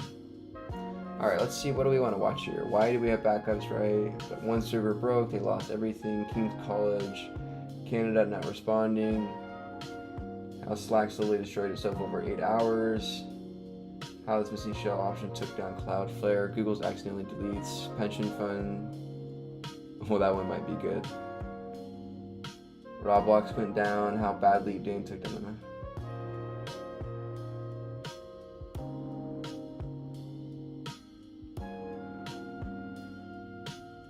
Let's watch this. Let's watch this one. Oi mate, it looks like our systems are down. Have you checked the dashboard? I have, but the metrics are blank. Fair income, have you checked the logs? I have, but the logs are blank. Struth, mate. We host this one on Google Cloud, right? Anything weird on there? Yeah, the private cloud we set up last year. It's gone. Crikey. Let's rewind 1 year to see exact. Simple stuff, but I'm just a beginner. I'm a beginner too, dude. I've only been teaching myself 1 year. We're beginners together. We're learning together. That's the whole point here, my guy. We're kind of breaking down those kind of scary stereotypes of where like those barriers to entry. I feel like programming it's very daunting to get into, and a lot of people, including myself at the beginning, was where do I even start and how do I even start, and then they get too kind of scared to even start, and so we're just doing here. So let's watch this. Let me go grab some water. I'll be right back. Let me just grab a thing of water and watch this video. So Kevin Fang, he's a really underrated YouTuber. I really love his videos. I've been learning a lot actually about some security and potential and like vulnerabilities and like real world scenarios. He just goes over certain case, like really short form cases of certain tech companies, like Fortune 500 tech companies or schools or just databases that like blew up or like because of user errors or things like that, or just like horror stories in tech basically. So let me grab some drink and I'll be right back. We'll watch this and then we'll wrap up for the day. Hold on, give me 1 second.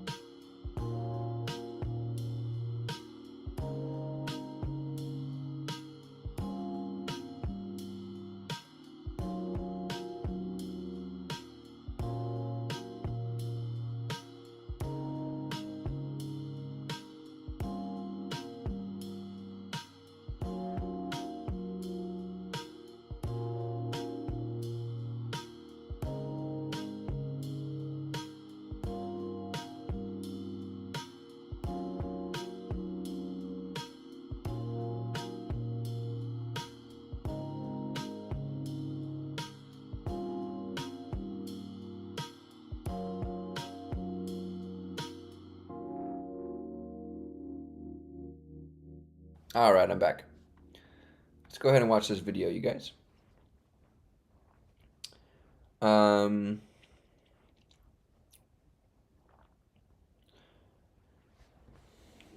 Mohammed says I'm teaching myself. Nice, Mohammed.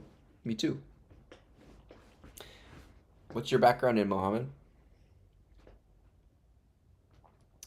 My background, Mr. says, my background is I started learning programming in school, worked on several hackathons. Yeah, simple. I just Double Zaz says my background is CS, and I mostly do CTF in college. CTF. Teaching fellow? CTF.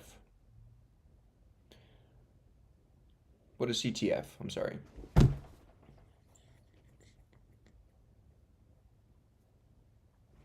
All good, mister. I'll see you later.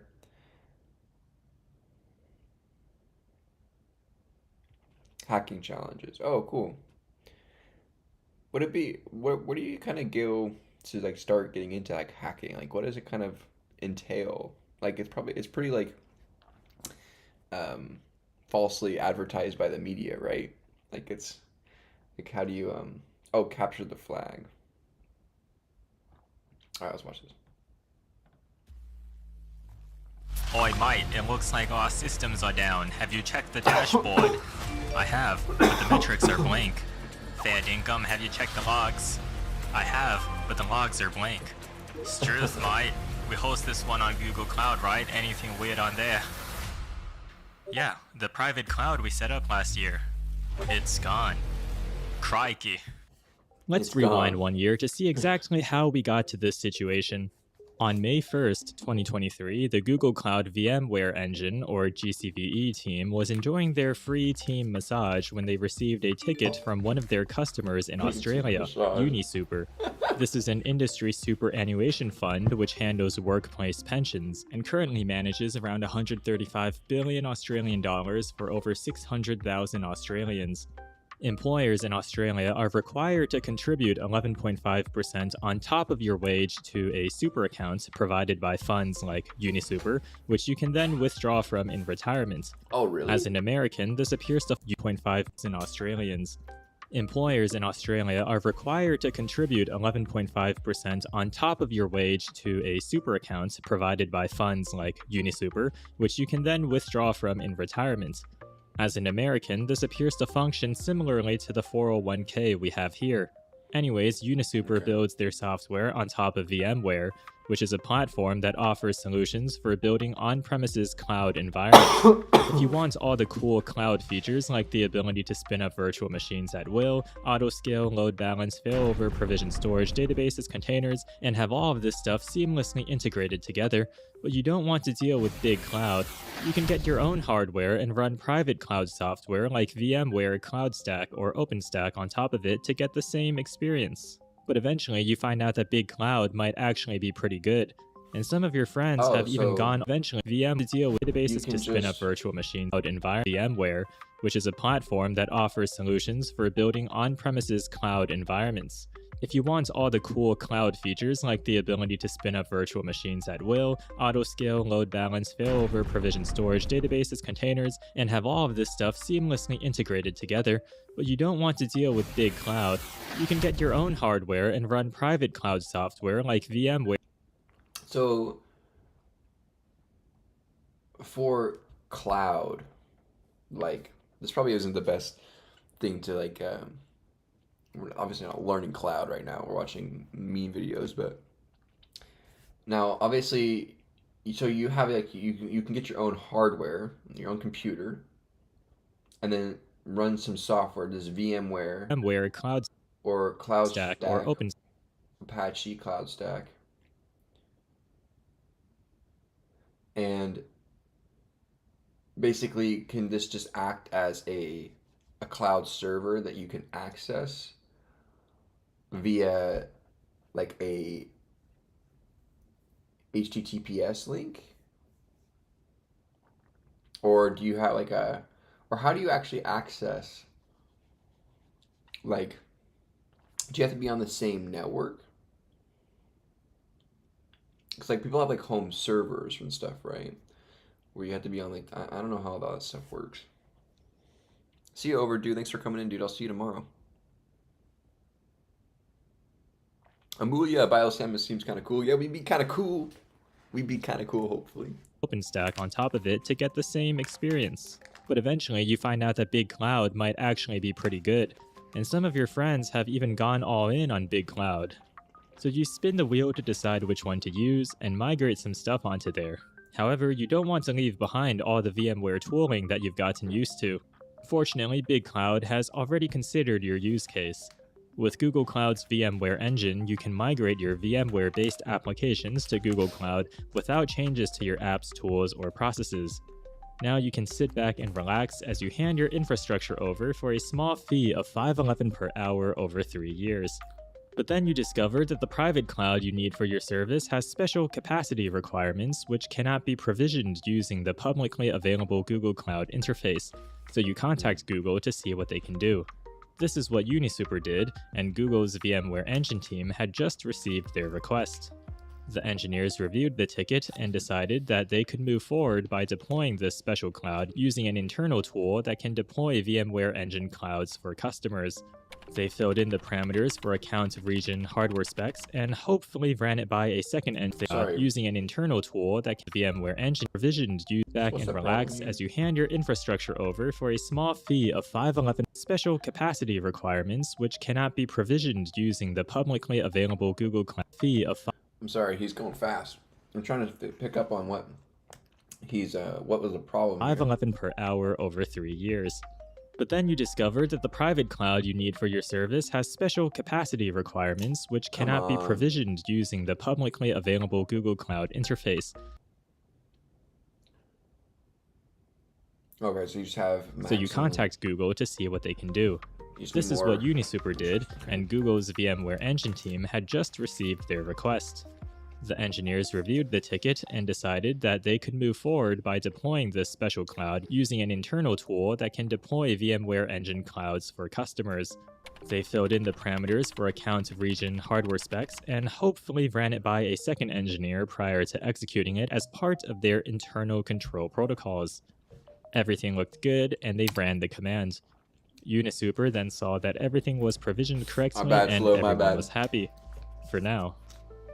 Fast forward 1 year later, on May 1st, 2024, the Unisuper devs noticed that one of their key services stopped responding, and that the entire service and the cloud in which it was hosted seemed to no longer exist.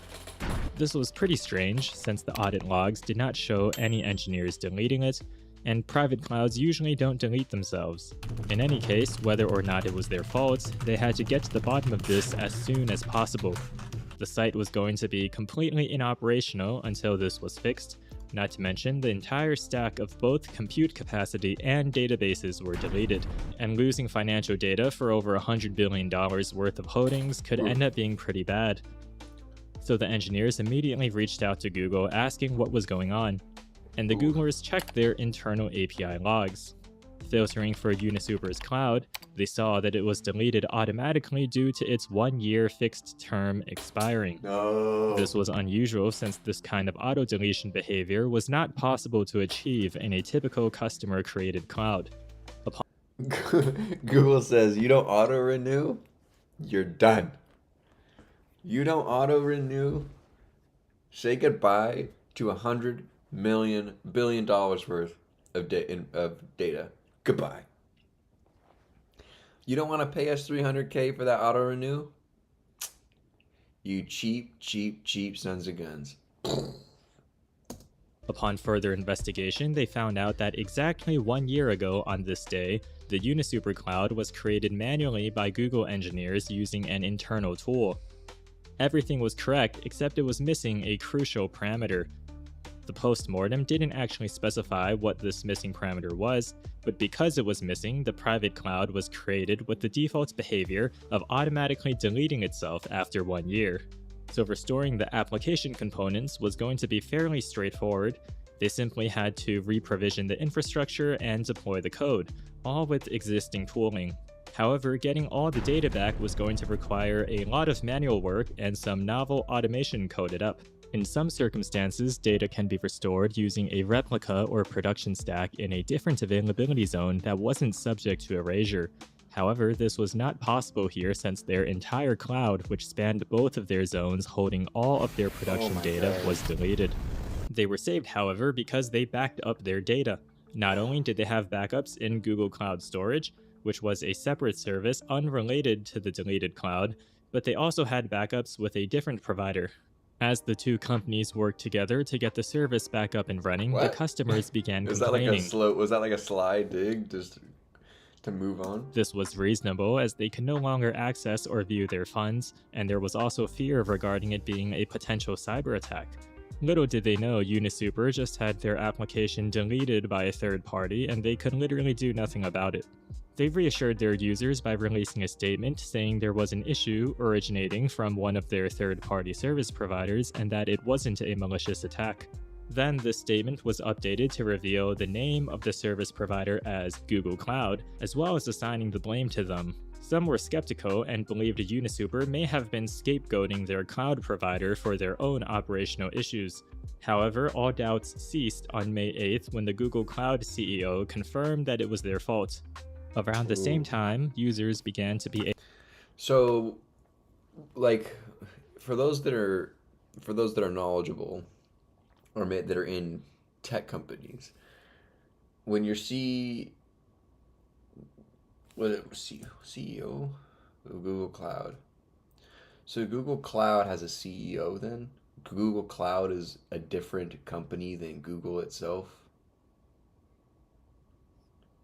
Bro. Business logic. Google Cloud and AWS wrapper. Yeah, is it literally just like, is it AWS is it Google Cloud that just offloaded its service to AWS because they had like capacity problems? Like, are they being like trucking companies right now that are currently offloading? Like, that's a big issue right now. I watch some YouTubers that sell cars. I think it's entertaining. That right now because they're transporting like high-end vehicles, and the transportation companies are illegally offloading to like third-party people to transport these vehicles for them, and when their contracts are with them to transport for cheaper like alternatives. And I don't know. And is that kind of like, did they take business and then go to AWS and then offload that business to them to do? And because I don't know. Interesting. Let's get caught up with some chats. Yeah, it would be a local server you can access via the local network. Yeah, for that. Okay, it would just be some random port.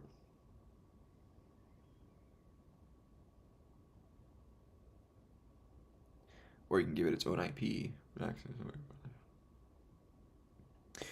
You can look at a CompTIA Network Plus if you want to learn more. I did a lot of learning while taking their CompTIA A Plus course. Interesting, Aurora, sir. I'll have to check that out.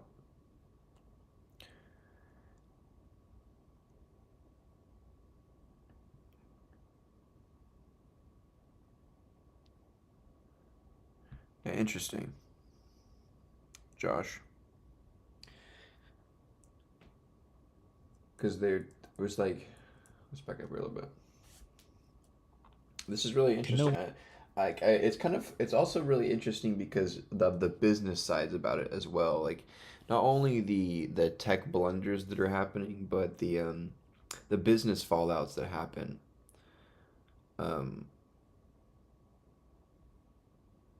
Right. I don't know, Josh. We're trying to learn here. We're pretty novice.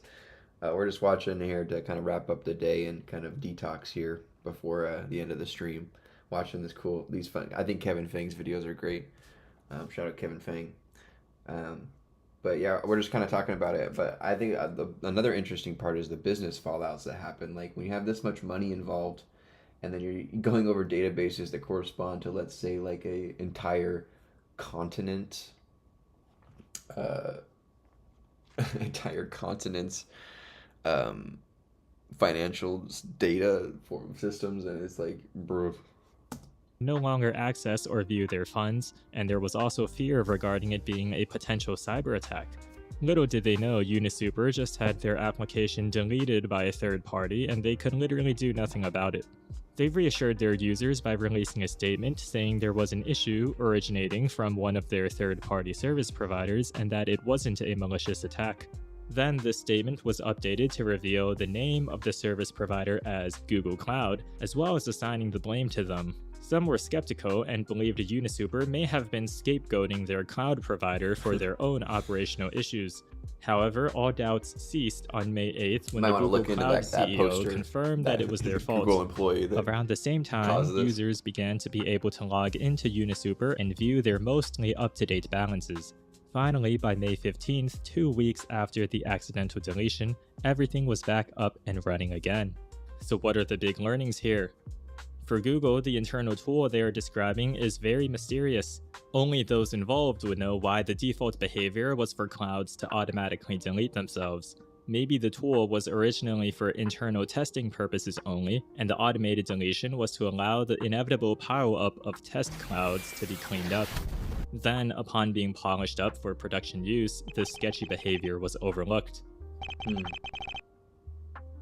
It's also unusual that no one else was affected first, given Google VMware Engine was released in May 2020, so it had been operating for 3 years by the time the bad command was run.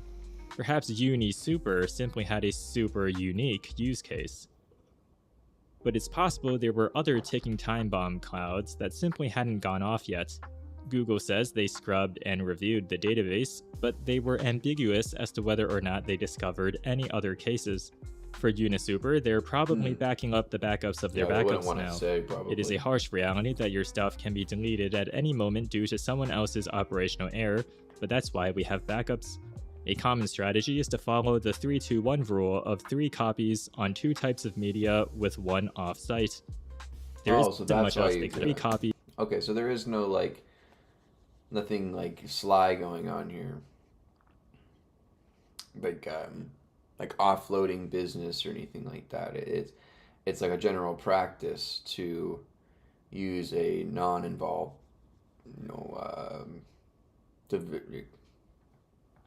copies on 2 types of media with 1 off-site. There isn't much else they could have done here. They can switch cloud providers or go back to on-prem, but those are complex decisions that have their own downsides and not necessarily a major learning. It is also unknown how significant the deleted cloud was.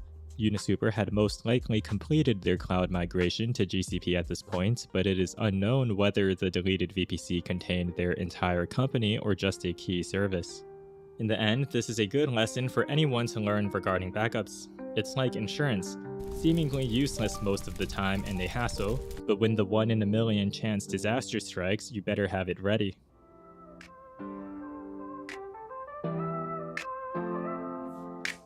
May 2020, GCVE took flight. Seamless VMware migration to the cloud was in sight. They had dashboards, metrics, operational tools. Got it all figured out. Google devs ain't fools. Then $1 billion.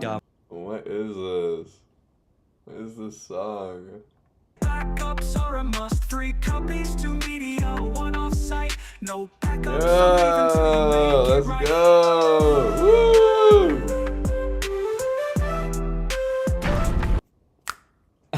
What is that? That is so funny.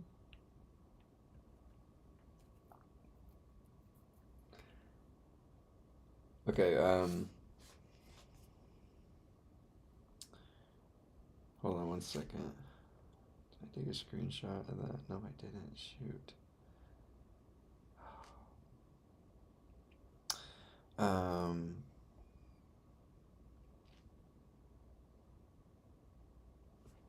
I want to see if I can. There is a. Oh, never mind. I can't. I'll have to look it up later. Delete code. Oh, Josh, it's too late. It's 1 a.m. I can't delete code right now. We've already done some coding today. Anyways. All right, you guys, I'm going to call it for today. We've been streaming for 2 hours and 25 minutes today.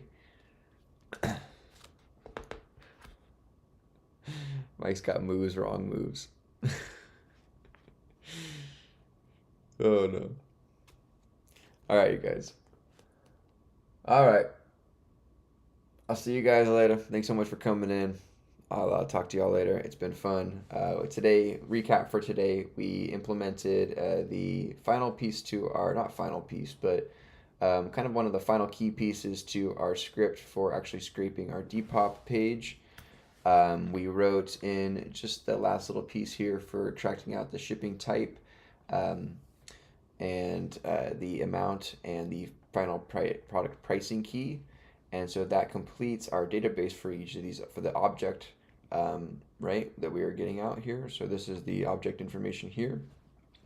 And we tested it out and it works. We successfully keep all of our relevant information up that we intake upon item intake. And then when we match that item to a successful depop scrape, finding a successful match between the two, the data is updated for the appropriate depop information accordingly, and we preserve our database information. We get out the pictures still, which is good, and yeah, which is really awesome. And then we just talked about some stuff and watched some cool videos here from Kevin Fang. So shout out Kevin Fang for his videos today. We have to jump back on the leak code grind. I know we need to continue to maybe do like a problem a stream or something like that. So we will, I don't know. You guys are killing me. If I get hit with an easy, I might give it a try here. But it's 1 a.m. I don't know, guys. I gotta be able to, if I'm tired tomorrow, I can't stream. Just gotta think about it.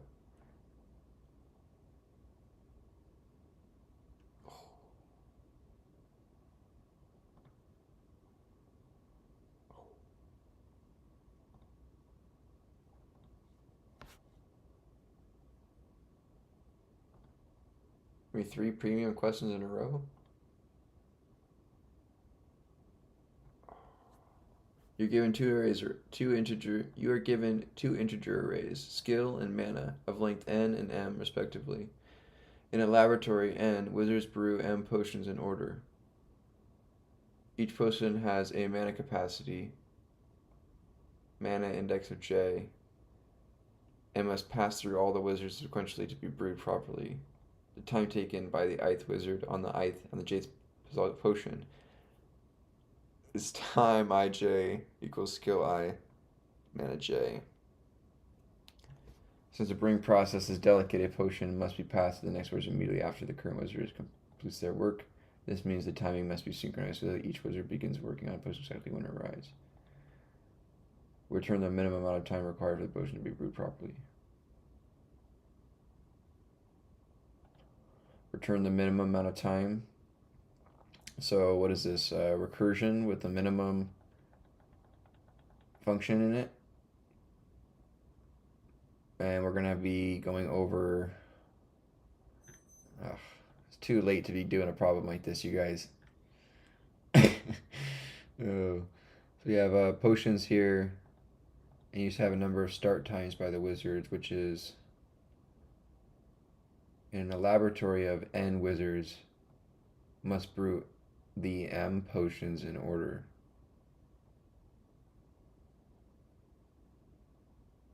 Of length. So how long the potion lasts. Each potion has a mana capacity, a mana of index of j. Okay, so you're going to build m potions, which equals to 1 of each mana, because the mana and the amount of potions are the same length. You must pass through all the wizards sequentially.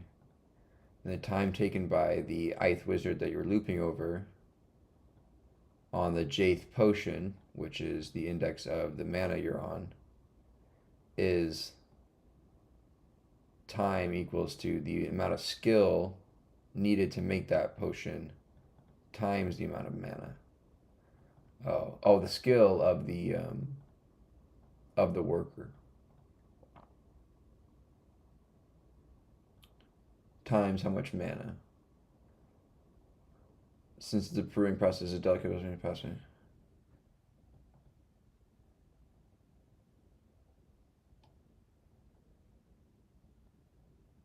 so what's this part about?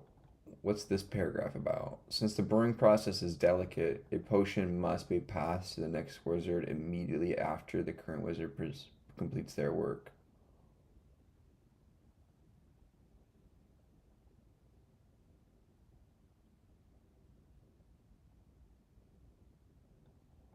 This means that the timing must be synchronized So that each wizard begins working on a potion exactly when it arrives.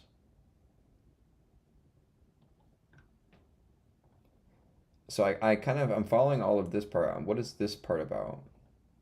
And then I think this part, right, would be we would exhaust all of our options, finding the minimum path to, minimum amount of time required. We'd obviously have to save, we'd have to return time. Would it be like recursively and stopping when time either exceeds a saved minimum time or just backtrack back up? This is an interesting problem. I do want to try this one. I'll come back to this problem probably some other time because this looks like a pretty fun one. I want to give it an actual try, but it's just too late right now. It's 1 a.m. I got work tomorrow, you guys, and I got to stream tomorrow too. So, but this one does look fun. As an example for why Wizard Zero cannot start working on the first potion.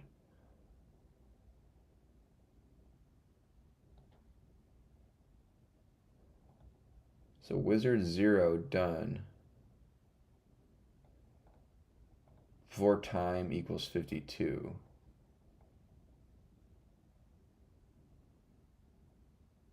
Okay, so potion number 0 takes 52 seconds to make.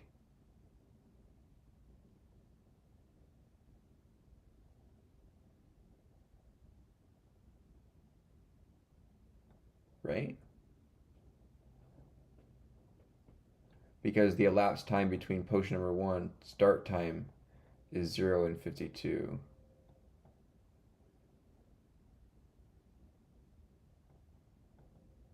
Right, so the amount of time it took to make potion number 2, or number 3, I'm sorry, index 2, would be 2 seconds, or 2 whatever units.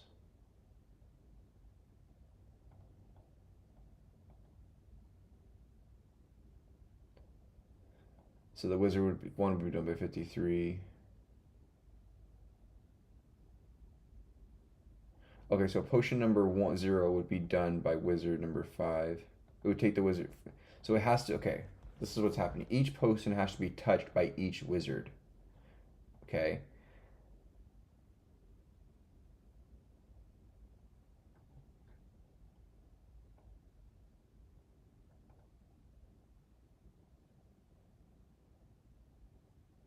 Master all the wizards sequentially.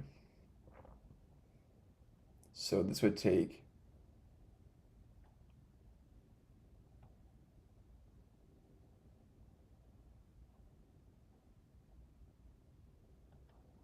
I'm curious. So you have a potion.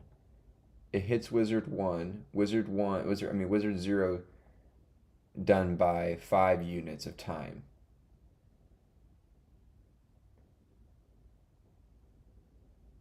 So then we collectively have 35 units of time, 75 units of time. But then, what's this example?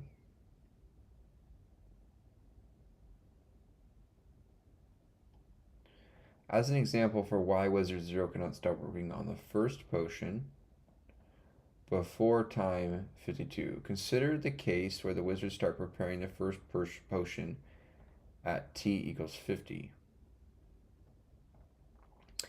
At time t equals 58, wizard 2 is done with the first potion. Okay. But wizard 3 will start working on the 0th potion till time equals 60.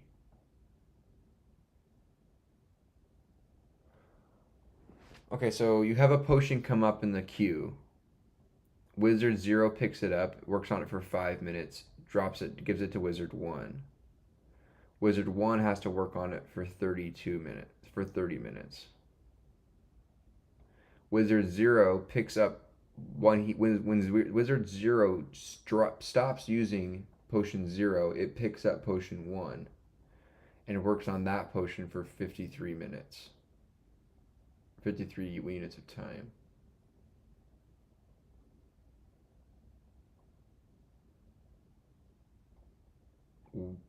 Wizard 0 done by this time.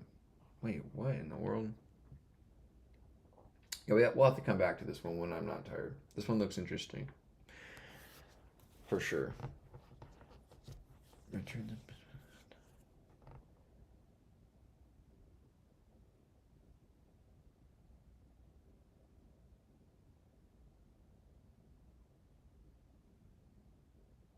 Oh, exactly when it arrives. So you can't have the potion sit and wait until the wizard's done.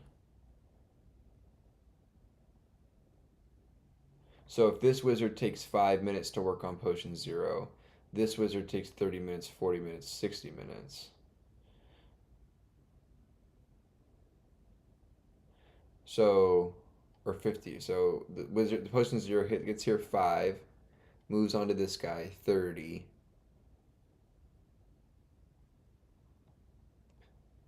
All right. So now there's a 5 minute difference between these guys. So when this wizard mark hits 25, that's when the next that's when wizard 0 can work on the next potion.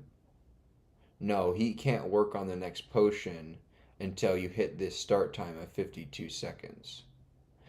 Right. Oh, I get you. So it just doesn't want a lag between each potion. So I take 5 minutes to work on this potion, and I have to pass it off my partner who takes a little bit longer than me. I pass it to him. Now I don't want to pick up the next potion because he's still working on this potion. I need to wait. I need to wait the difference amount of time it takes me and him to work on the potions, and then start at that difference, that delta, and then by the time he's finished, then I will be done, and then boom, it's ready to go. And so we need to find a way to do that through this matrix, I believe, right? Is that what this is asking?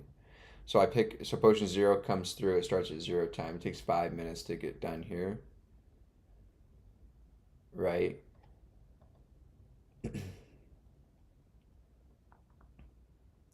After 25, so then we pass it to this guy here at 52 seconds. Potion 1 starts here and takes 53 seconds to do it. Okay, I kind of think I know it. I think I get it.